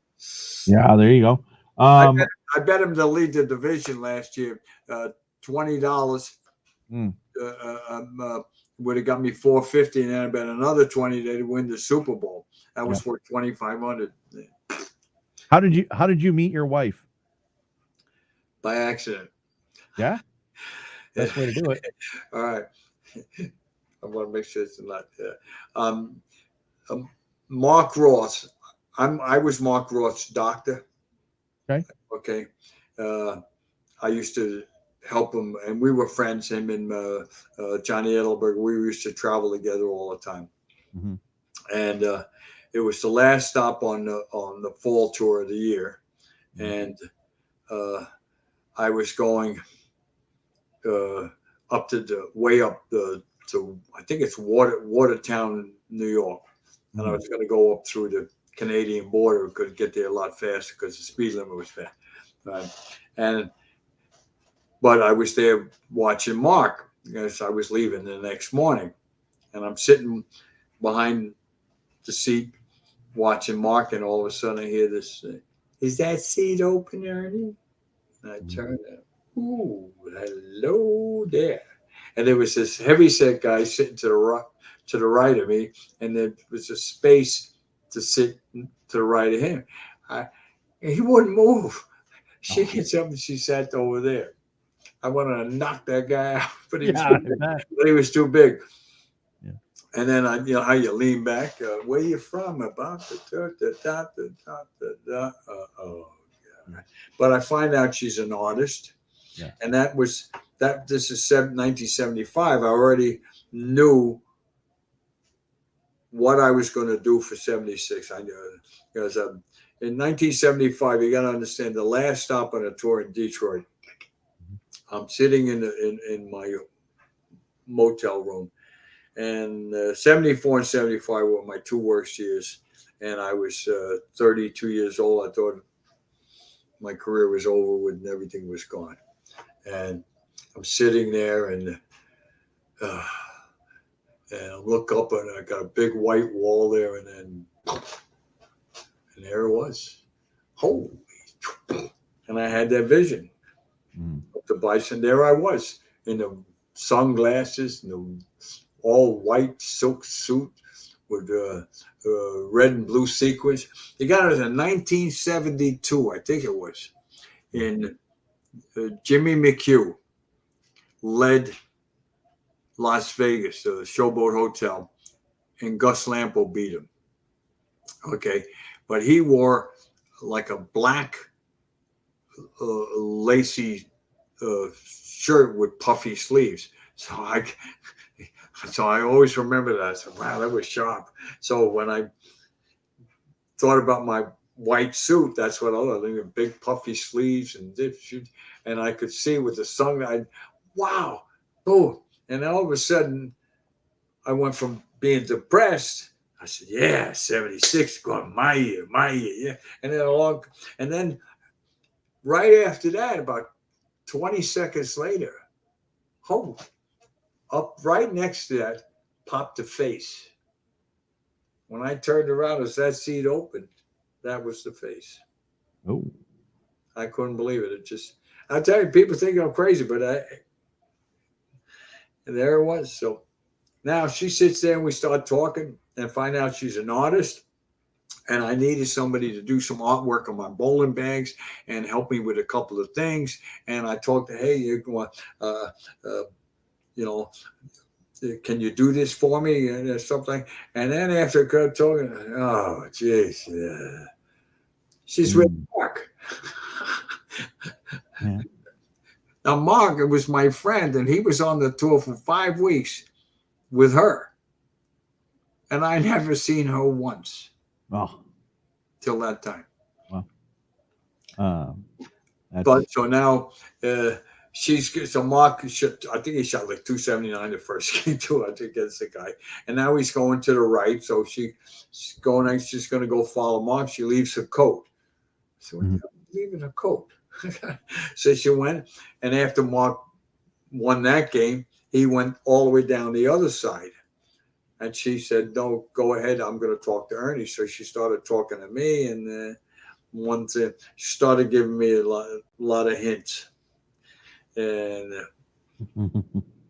the hints were she asked him something, and he didn't listen. Because he has a real good friend of his. His nickname is Goober. I don't call him Goober. I call him Mark. His name is Mark. Mark. I got his number. He calls me every once in a while, tells me what's going on with the Woodward, stuff like that. And she asked him, Mark Roth, she asked him that, hey, could you have him stay home and just me and you? And he didn't do that. That was the last straw. And she told me that, and I said, why is she telling me that?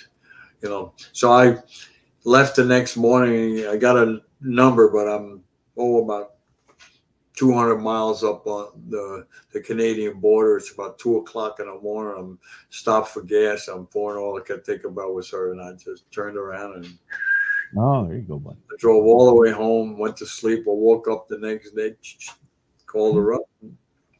Good for you, man. She let me in the door, and I proposed. There you go. That's awesome. I married her the first day I met her. Oh, good for you. Yeah, what do you do? What did you do on tour to take your mind off of bowling? How did you relax on tour? I was a gambler. Oh, good for you. I gambled.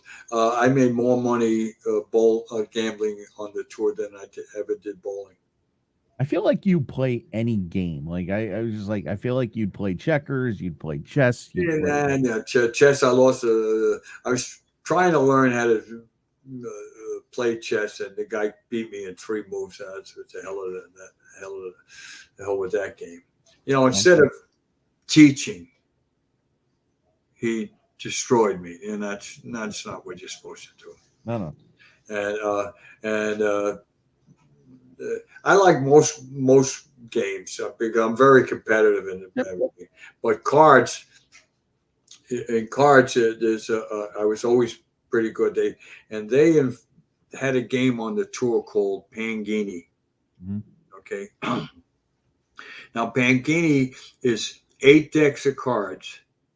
There's no 8s, 9s, or 10s in the deck. Okay. It goes 1, 2, 3, 4, 5, 6, 7, Jack, Queen, King. Okay.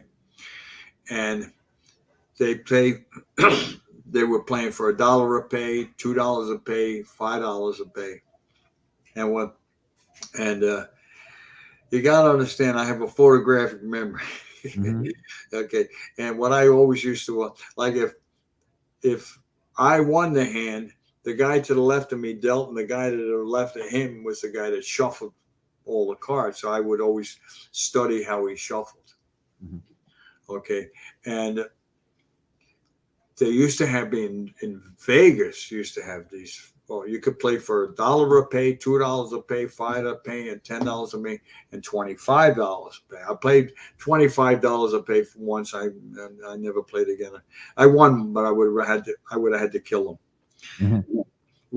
Because there's times in there you got to make decisions, and I'm waiting for a thought to pop up to which way to go, and they aggravated me, and then I said, that's it, I quit, took my money. Where you going? Well, that's it. You want to rush me?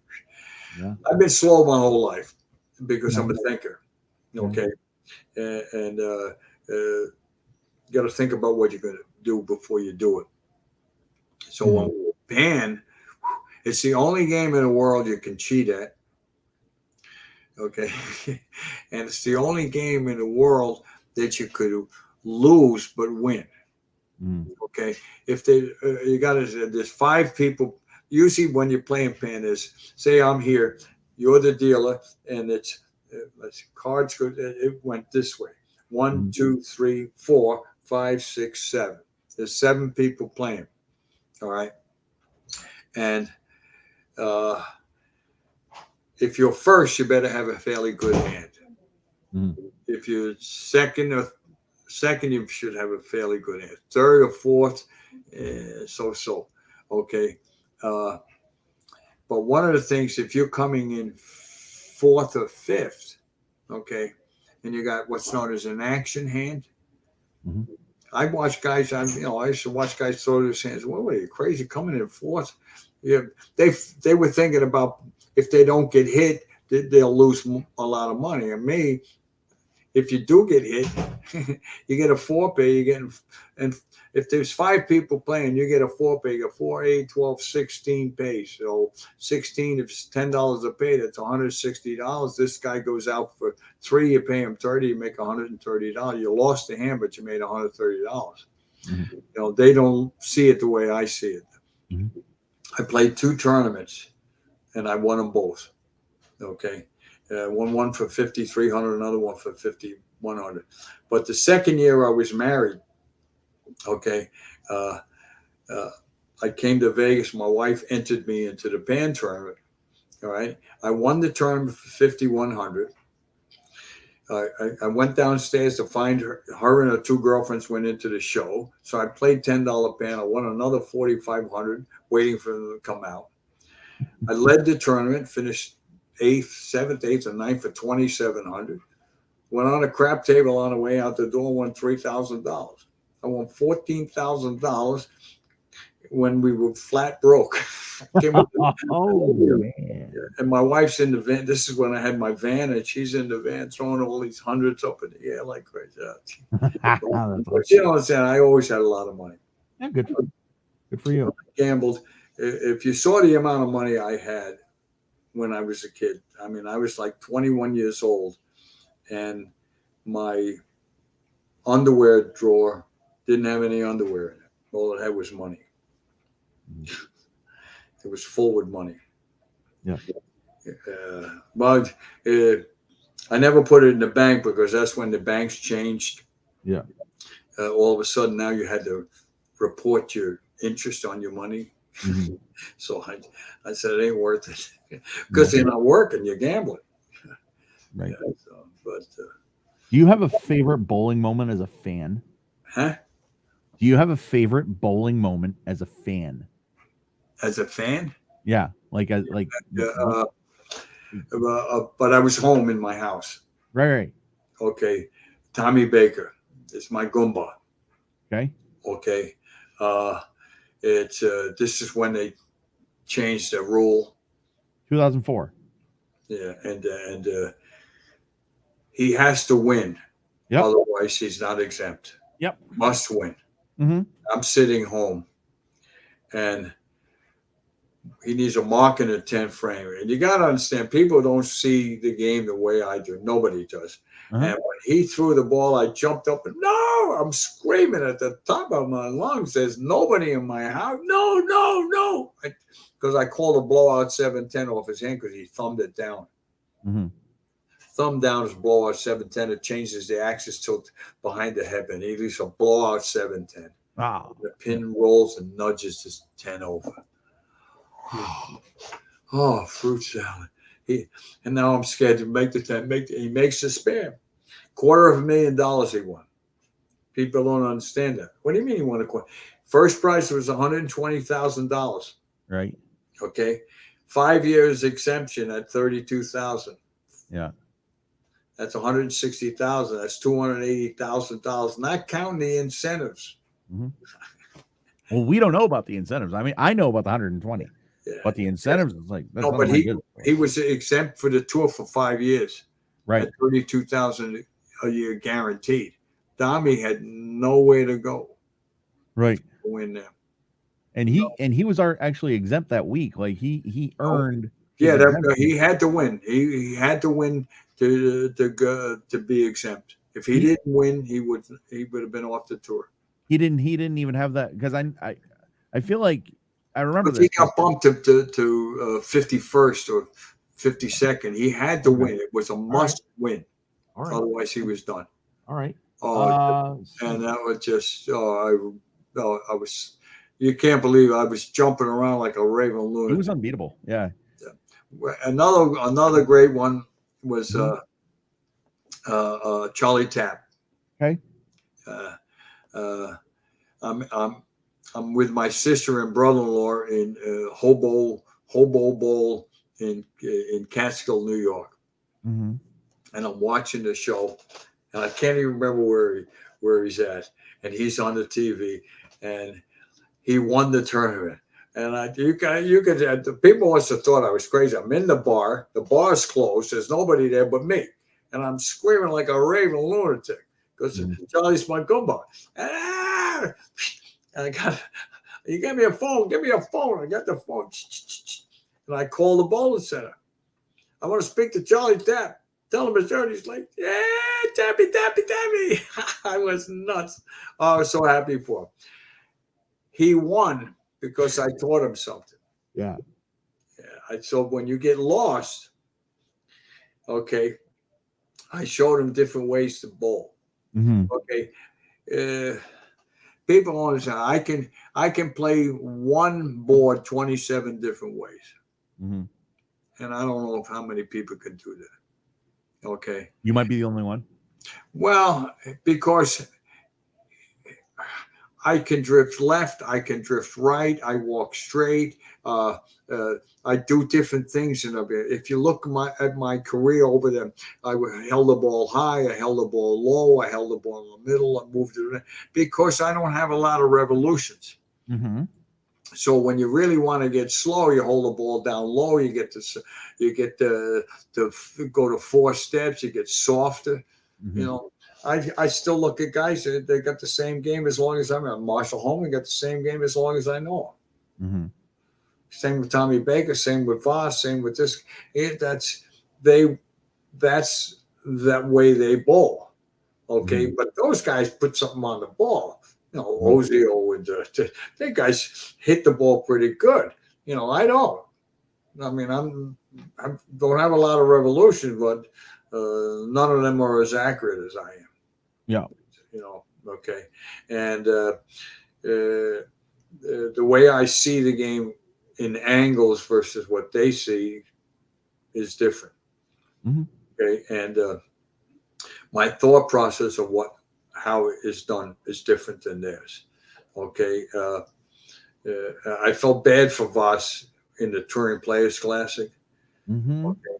Well, when I'm a teacher now, I'm a teacher of the sport. I'm not a coach. Mm-hmm. Okay.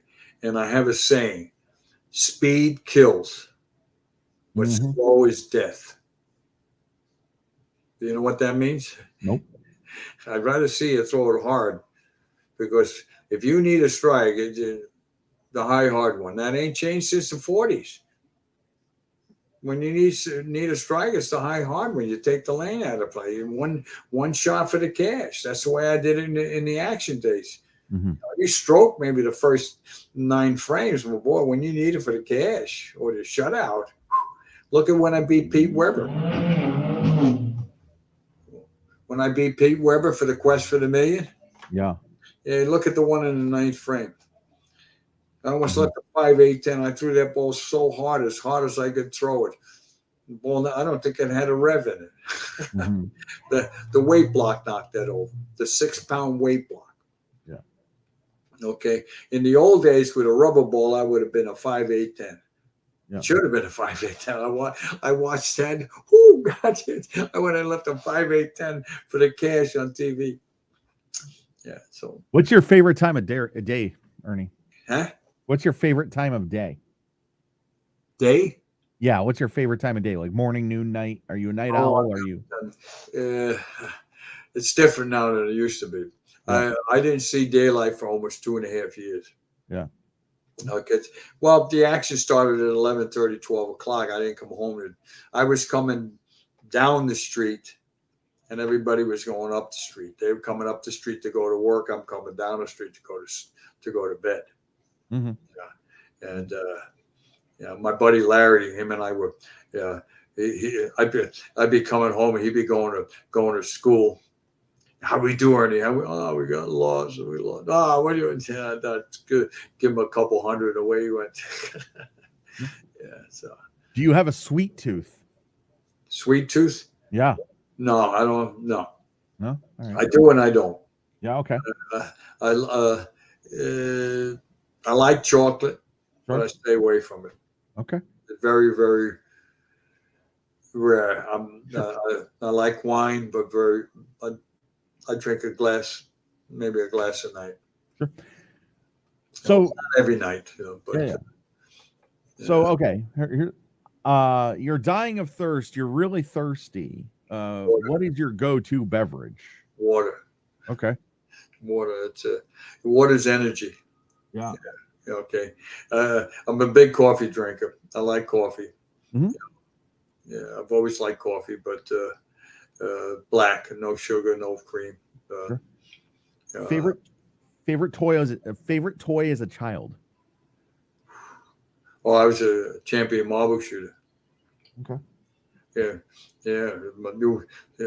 But when you got to understand when we were kids in New York, we invented our own games. Mm-hmm. We used to play a game called Schlegel. Okay, Mm-hmm. Be the bottle cap. Mm-hmm. In the old day, when you took the bottle cap, it had cork inside of it. Mm-hmm. So you take the cork out and you fill it with wax, and then you would rub it as hard as you could on the concrete, and it would get smooth. And we'd play a game called Schlegel. Mm-hmm. Hell of a game, but you're always on your knees. Your parents would, what are you doing? Come on with your holes in your knees. But that was up until you were about 12. And by then I was already into marbles. But the greatest game in the world ever played was stickball. Oh. Mm-hmm. You had a 22-cent Spalding and a stick. Great. Mm-hmm. Ooh, what a game. You could play all day. But there was many kinds of it's still there. I haven't been. I lived on Sickle Street and Nagel Avenue. There's in Manhattan. There's PS 152.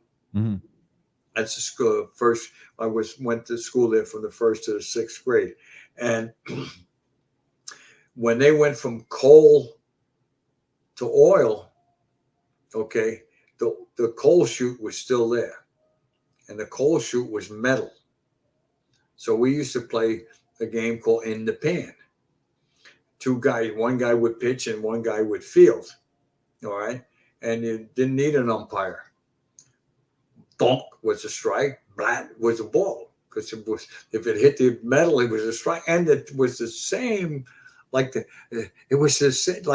base, the home plate, it was about the size of a home plate. So it was great.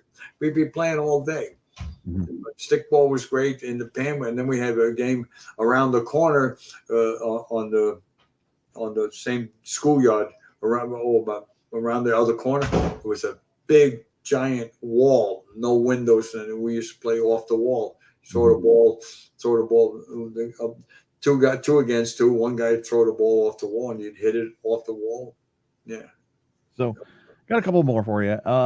If when you unfortunately leave this earth, whenever that happens, right? I hope it's not very long time.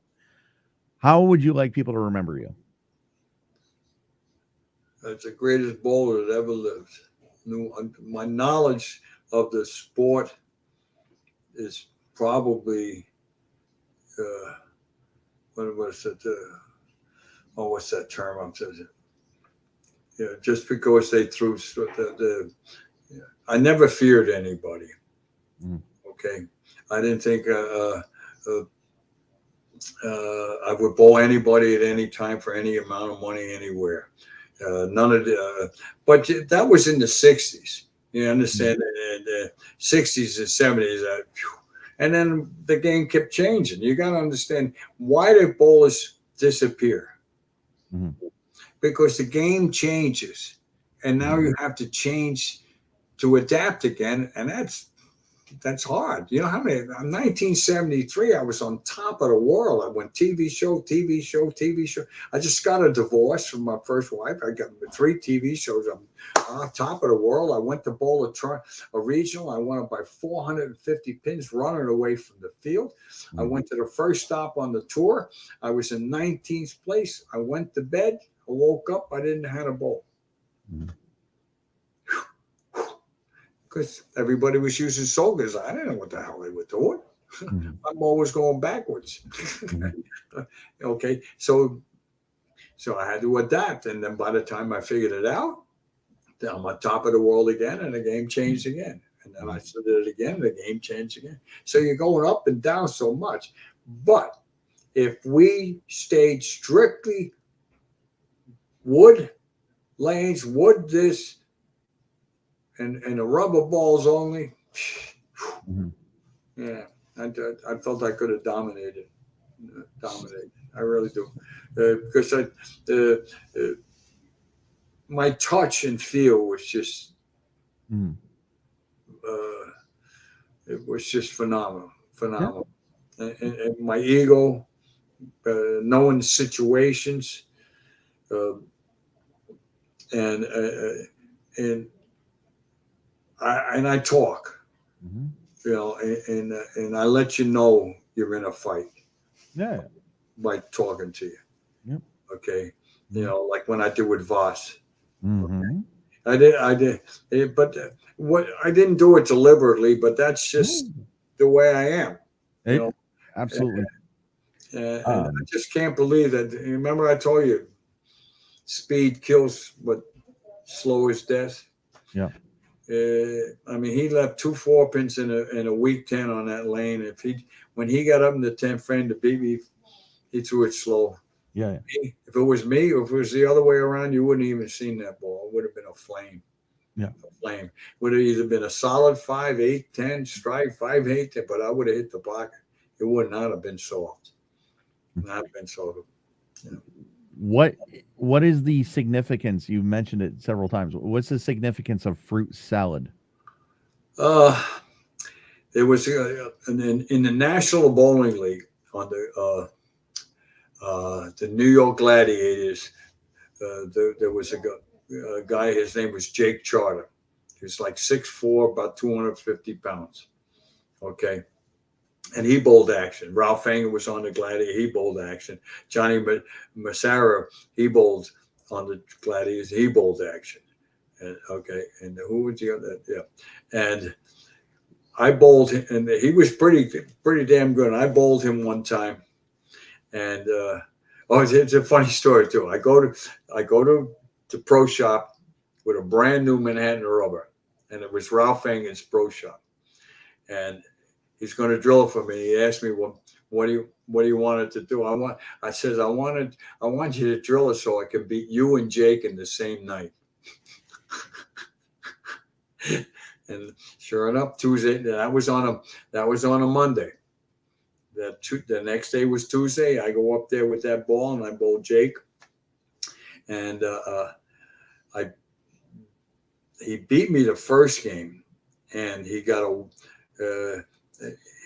he got the first strike. I got the next, and now he needs the next strike to beat me, and he gets a wall shot. And had to hear his voice. He was a very deep baritone, and sad, scared the living daylights out of me. I never anybody ever do that to me. It was the only time anybody ever. And I hit the nose.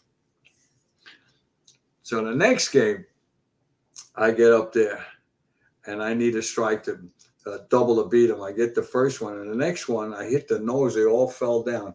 And you remember the old AMF machine? They come down straight at the round thing. Right. Well, you gotta understand, I'm only 5'10". He's like big. I got to strike. I ran up. I jumped on the ball return so I could look him in the eye with my high pitched scream, "Fruit salad, fruit salad."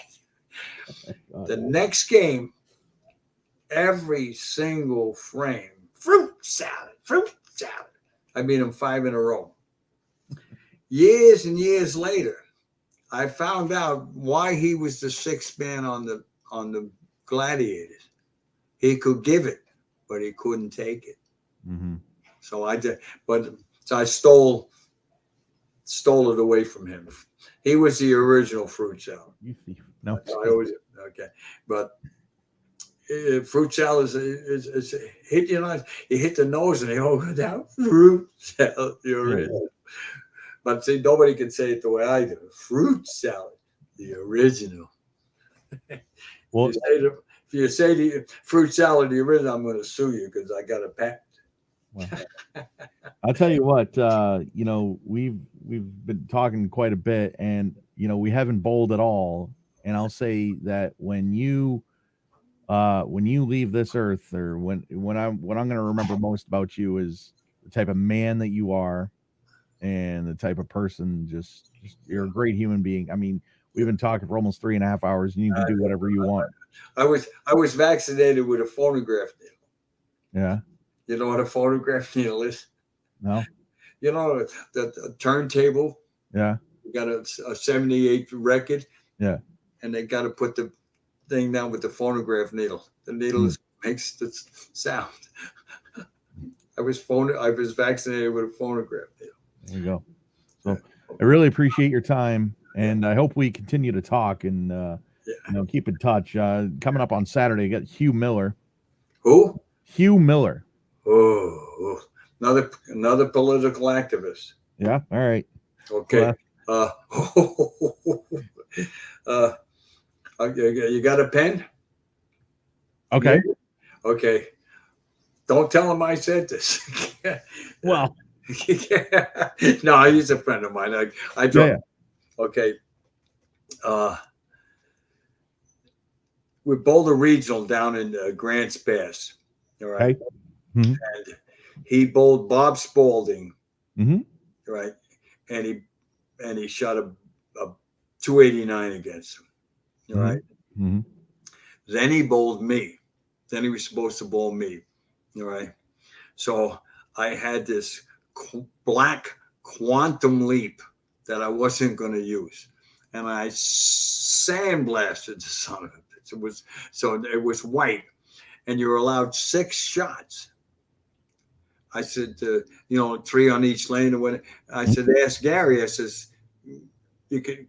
So I took all 5 shots right up to 6th arrow with that sandblasted ball. And then I put the ball in the bag and I got the strike on the right lane and the bell started. And it screwed up his mind. He chopped the 2 off the 4 and he missed the 2 off the 4, both on the other lane. but he thought I screwed on the other lane. Then I beat him.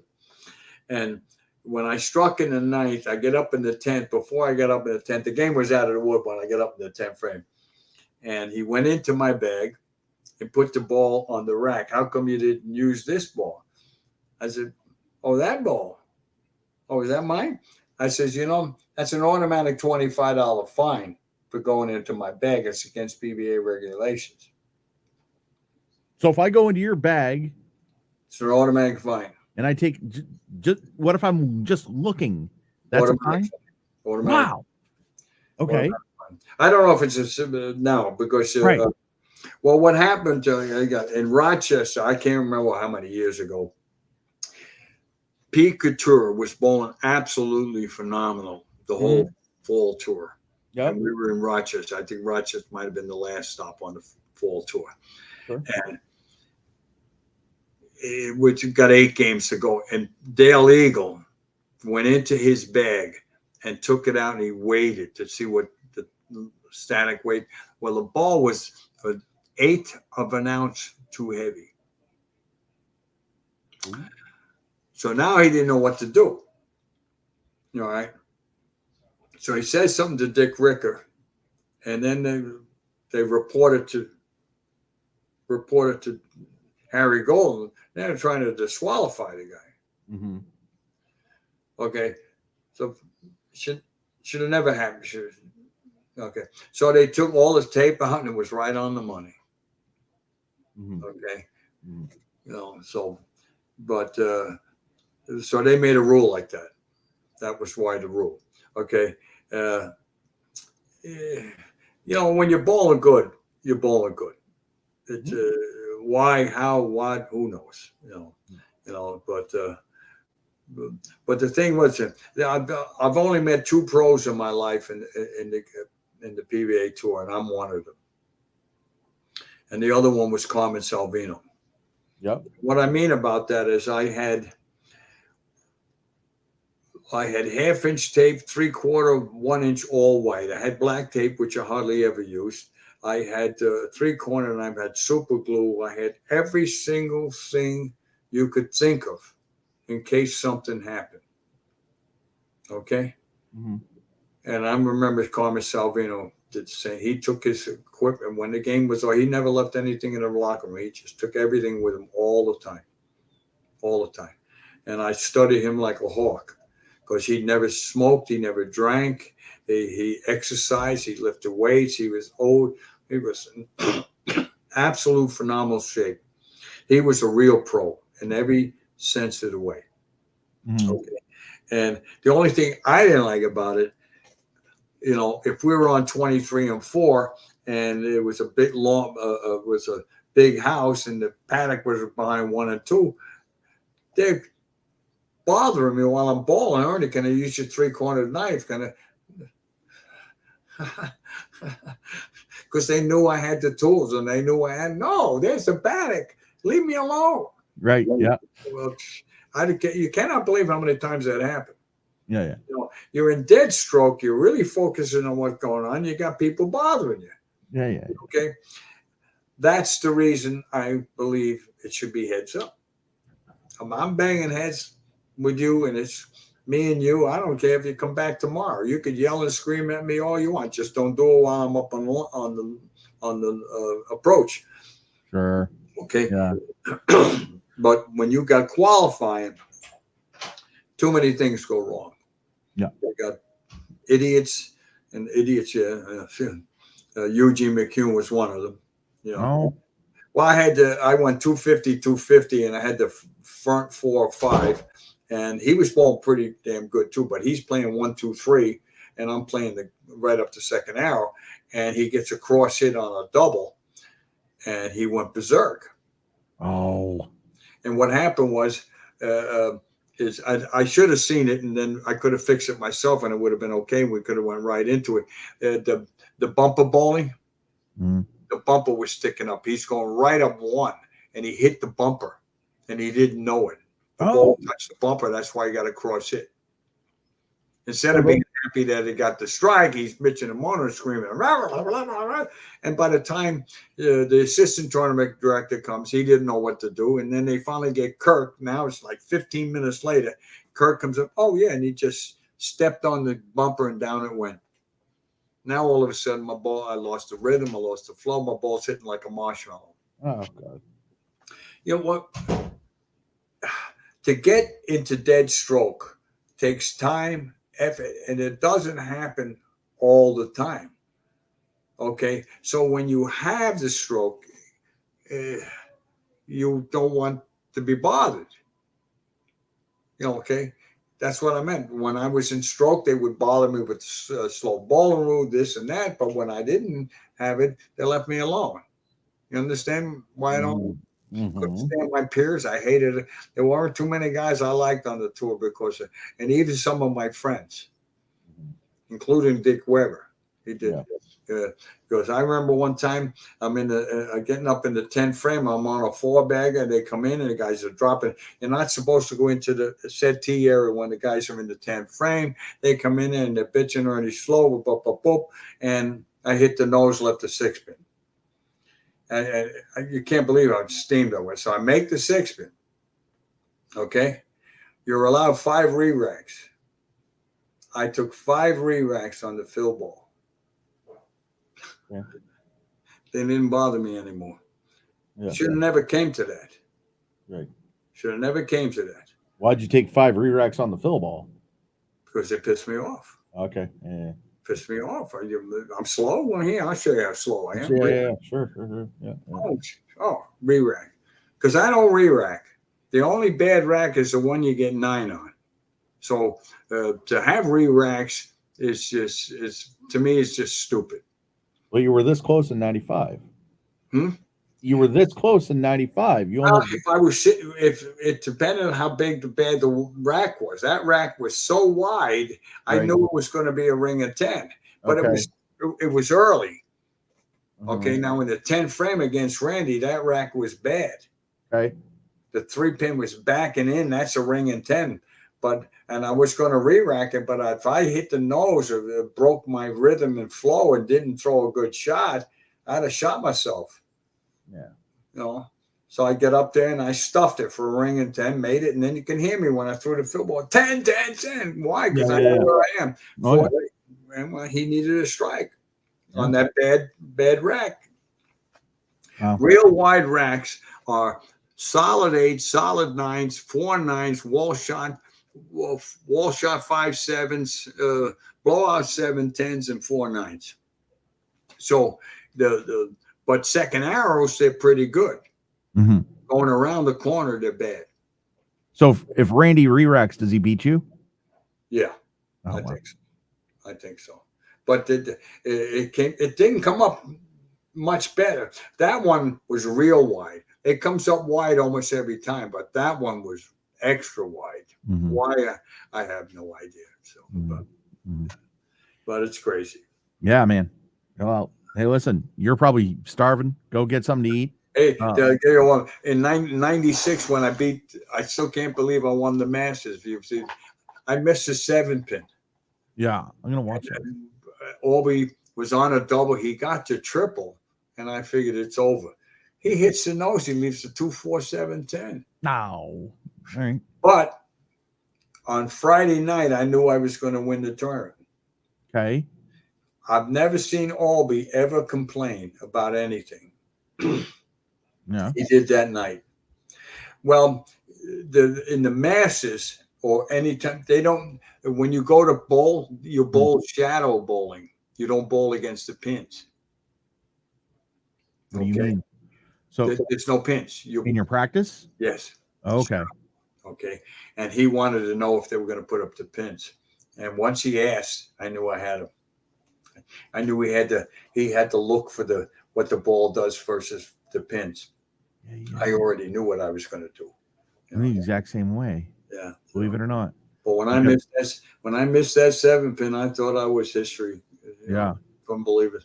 And when he left that 2 4, and then he never hit the pocket again. Yeah. Never hit the pocket again. Huh. Yeah. I got the double. He didn't strike. I got the double. He didn't strike. I threw the 1 in the 10th. I ran it out. Yeah. I couldn't believe it. To beat him, because they all bitched. Yeah. They all bitched. Oh, he never beat a lefty. I said, who the hell was? Oh, Mike Albie's not a lefty. Nah. You know, I feel like people have given you some unnecessary crap. Because I don't hook the ball. No, well, I don't turn the ball. Neither do I. But you know, when I remember when you called me when you first were inquiring about being on my podcast, when I was inquiring about having you on, and we talked for 2.5 hours, and I got off that call and was like, that man can do whatever he wants in his life, and he talked to me for 2.5 hours. Now, is that because he's a talker, or is that because I'm great? That's all I do. Put it this way: half of the guys, as Harry Smith said, they couldn't carry my bag. Well, that meant a lot to me. That meant a lot to me, and so did this. Man. I'll give you a phenomenal, great bowl. Dave Husted. It's one of the best I've ever seen. Okay. Yeah, I've seen him win from every angle. Mm-hmm. Okay. Mm-hmm. No flinch. Nothing bothers him. Nothing. I've never seen it. I bowled doubles with him. We won the first one. We won the second one. We won the third one. The guy shot 269. We went first and second. I get records that'll never be beaten. Okay. In Baltimore, that record will never be beat. I led the qualifying plus 150. It's not a Danny Wiseman's place, is it? The country club? No, that was Fairlane's, I think, Johnny Unitas's place. No. I know Danny doesn't own a place, but the same place that Danny won his first title? No, I don't think so. We used to bounce around all of them. Okay, that's one of them. I have more doubles titles than anybody in the history of the game. Okay. In all kinds of reasons. On the tour, though, every doubles partner I bowled with, I made the finals, except for one. And the only one that was Ernie Goldman, I bowled with my broken foot. I hadn't touched the ball in 12 weeks. I've seen Ernie Goldman bowl one time, and it wasn't even a PBA event. The difference between insanity and genius is that's him. Awful close. Well, he's so negative, okay, because he thinks he's that good. Okay. And I believe he is, but his thought process, he thinks too much. Meaning he keeps putting tape in the fingers, like in the fingers and things that change the rotation of the ball. But you can't keep doing that while you're bowling. You could do it with your hand just as easy. Try telling that to Norm Duke. Telling that to Norm Duke. Norm Duke outhooked everybody I've ever seen.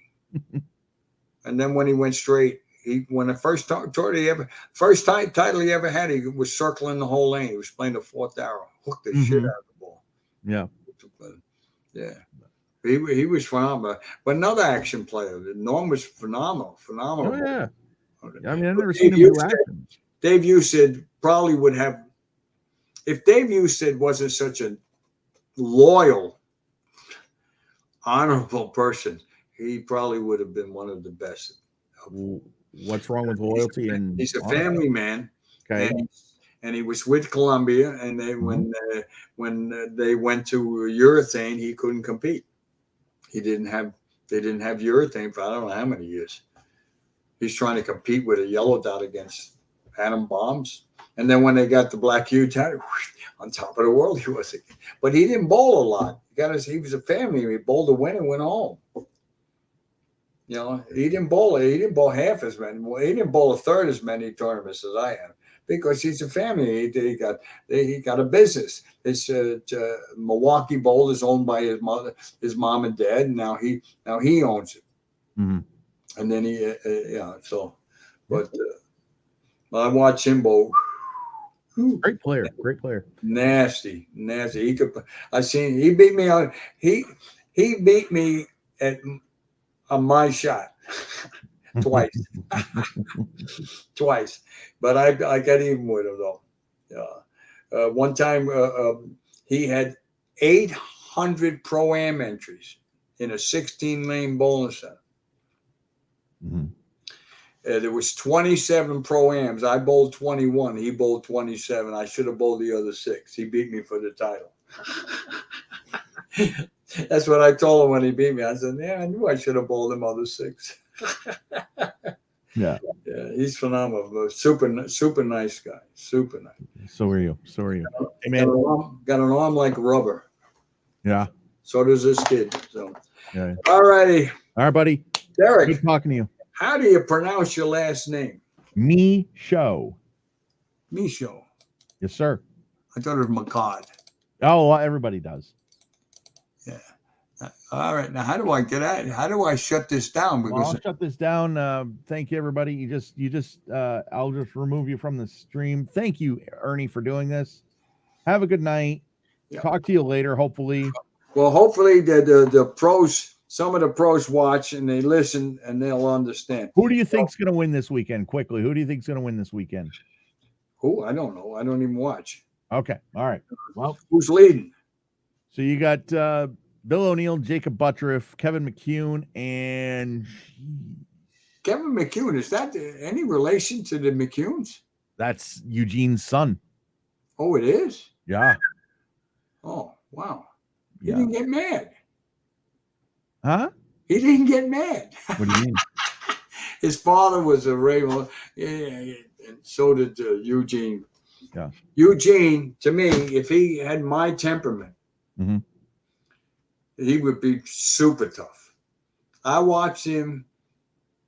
We both say we were on 9 and 10, right? Mhm. He's on lane 10, but he's standing on the 15th board on lane 9 playing 10. Mhm. Hooking the whole lane over the gutter cap. Yeah. And then when it's a gutter shot, he's throwing right at 1, 2, 3, 1,000 miles an hour. He could do it all.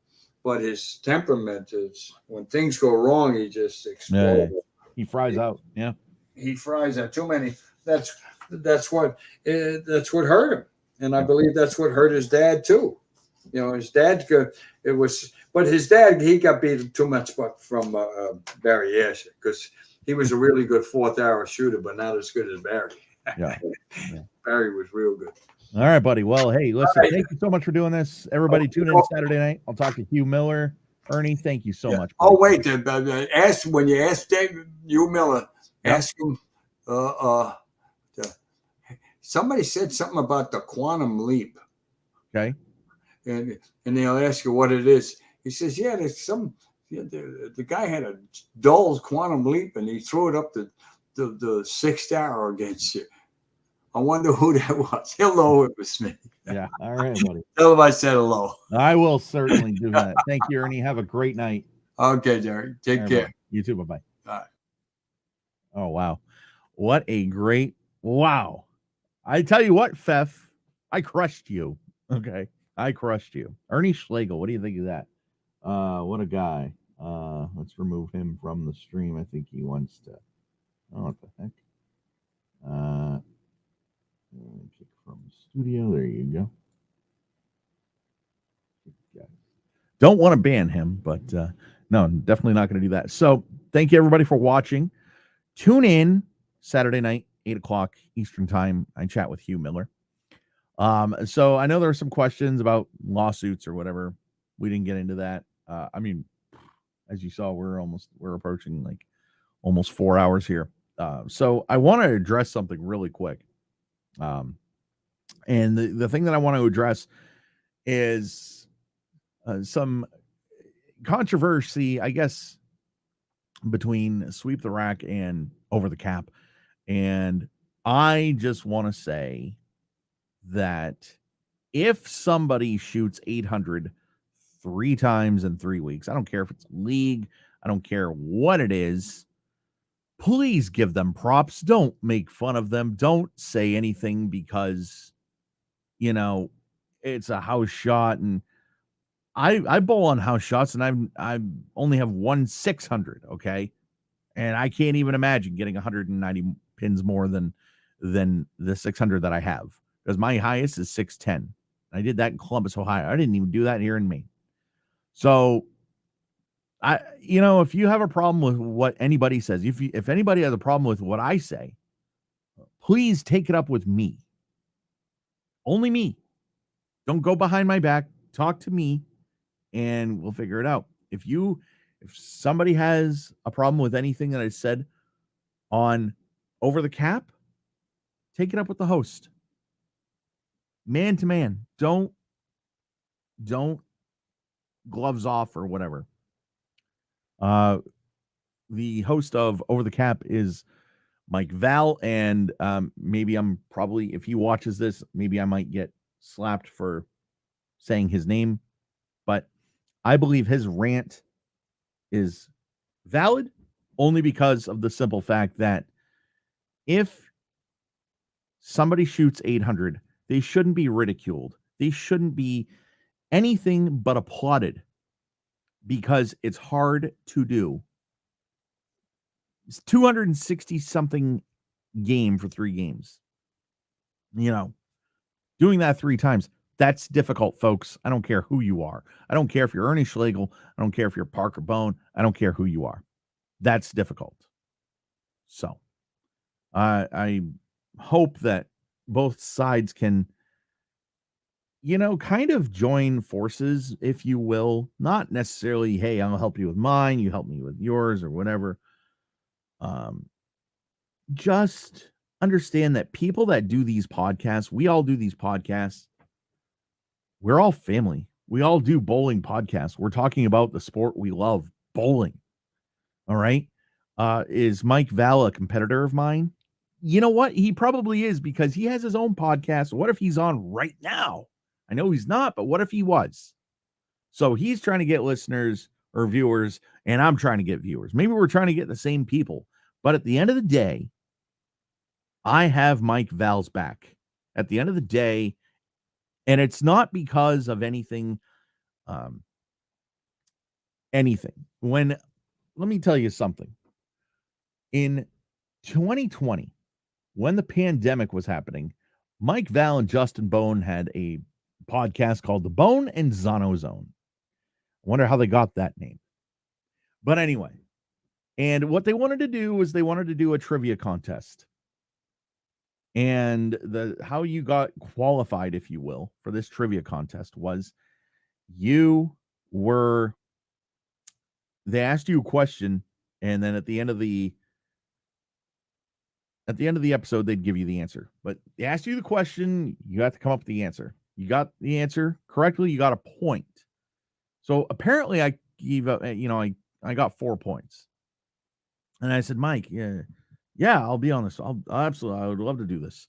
How do I do this? How do I give you my answers? And I was kind of bugging him, and I wasn't intentionally bugging him, but he told me how it was going to work. And I said, hey, can I give my answers verbally or whatever? And yeah, no problem. So I was giving him my answers. I make it past the first round, beating Jonathan Dansbury. And then I go up against some guy by the name of Johnny Petraglia Jr., who has his own podcast that you need to watch as well. It's called Straight Up 5. Watch it and then subscribe to the audio, because they're on Spotify. They're on any place that has podcasts, Apple Podcasts, you name it. They're on. Don't just watch one podcast. This is like a TV show, if you will. I mean, you really think, oh, I'm only going to watch Dr. Phil. And if Dr. Phil's not on my TV, it's off. That does not work that way. You watch every podcast. You listen to one radio station, and I hope it's today's Hot New Country B105, but you watch every podcast. Watch mine. It might be on Tuesday nights. It depends on if that guest is only available on Tuesday night. I've done a podcast on Tuesday nights before. Watch if I'm on Thursday night or Saturday, watch me. If Mike Val is on Tuesday, watch him. He's great. And so here's why I'm a Mike Val fan. And the reason why I'm a Mike Val fan is because at the end of the second round of my participating in the trivia contest, the last question was a big one. It was from 1990 to 2000, every bowler that was player of the year also went into the PBA Hall of Fame. Who are they?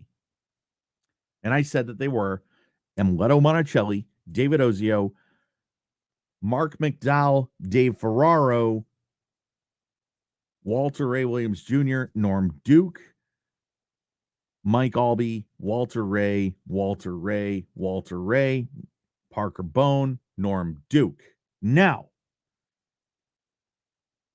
Johnny basically said everybody except for in 1999, he said Chris Barnes. So, because of that, in that question alone, I beat Johnny 10-9. Or, yeah, 10-9. Because you got a point for every answer you got right.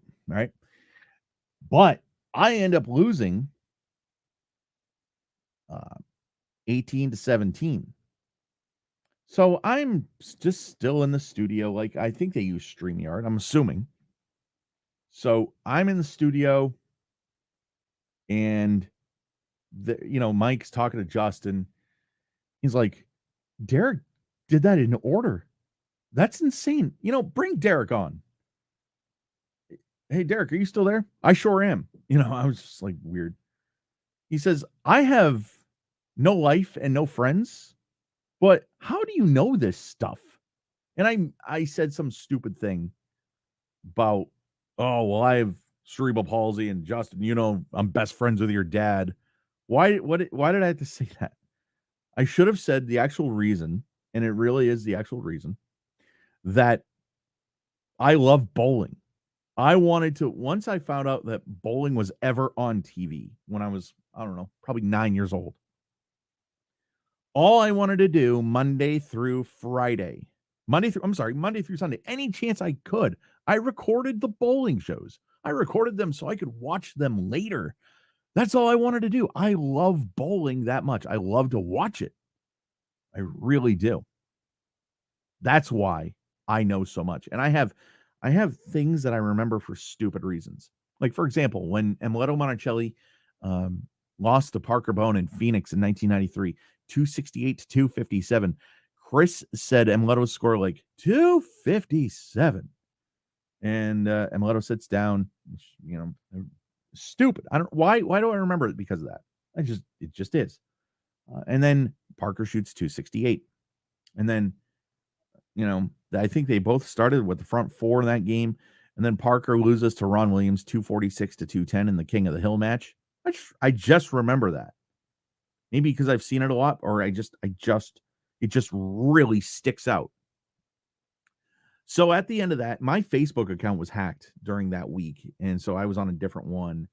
And my buddy Jerry comes in, and I said, hey, Jerry, I sent you another message on another one. But anyway, so because Mike Val wanted to talk to me, why does he have to talk to me? He's done, right? Trivia contest is over. He and Justin, they're best friends. They could do whatever, but he wanted to talk to me. And I walked away from that. And he offered me some souvenirs that I haven't gotten, which is fine. I don't need it. That wasn't what the show was about. He said, I know it's not Wheel of Fortune, but can we send Derek a couple things? I never got. Do I need them? Of course not. So the reason why I'm a Mike Val fan, Mike Val probably, I think he's 3 years younger than me. So he's around my age. He lives in New Jersey. Fine. That's not why. If Mike Val lived in Bangor, Maine, or I lived in New Jersey, we would be tight. I want to say we would be doubles partners.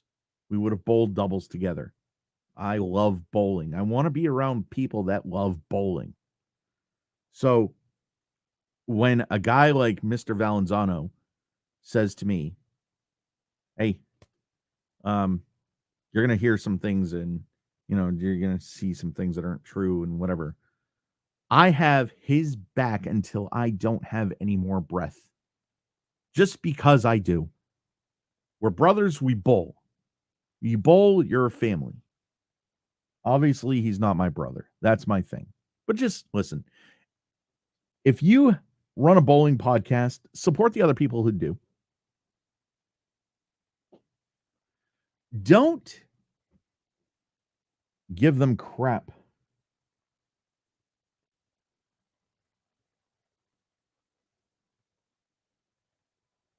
Oh, David, thank you for watching. Don't give him crap. Don't give anybody crap for what they say. Hey, what did you mean by that, by the way? Oh, well, I meant this. Handle it that way. Don't be like, hey, coming up on Tuesday on Flush in the Pocket, I'm going to rip Mike Val to shreds. No. No, I'm not. I mean, that just doesn't make sense. Okay. But anyway, enough about me. I'm trying to break records on this. So David, Steven, Darren, thank you for watching. And I hope to see you. Yeah, we got done. We got done probably about 10 minutes ago or so. It was a long podcast, man. It was a long podcast. Let me tell you, Ernie talks. And he was, it's not one of those things where, what was your favorite moment? What was your best moment on tour? When I won in Erie in 1988. Just throwing in a scenario out there. Just saying. Everything's a story with Ernie, which is fine. I knew it was going to be. I knew this wasn't going to be your traditional 1 hour. Yeah, oh yeah, he does have marathon chats. So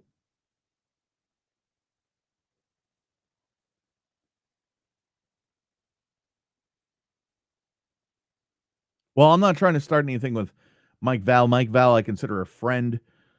I don't I like Mike Val a lot. I hope I'm not gonna get in trouble for talking about him on this show tonight. So I'm gonna watch the show and just see what was said. But I want to thank everybody who does bowling podcasts. I want to thank Andrew Pfeffer. I want to thank Mike Val. I want to thank Justin Bone. I want to thank even Big Mike and Brooklyn Rob. I want to thank, of course, Andrew Pfeffer as well, because without you guys, and I want to thank Mike Flanagan and my God, I can't Matthew Farber. All right. For all doing podcasts. Follow every single one of them. Okay. I love you all. Let's help each other out. Let's band together. Life is too short. All right. So I'll see you Saturday night. Technically tomorrow night. 4-hour podcast. Are you kidding me? Wow. Talk to you later. Thank you for watching Flush in the Pocket.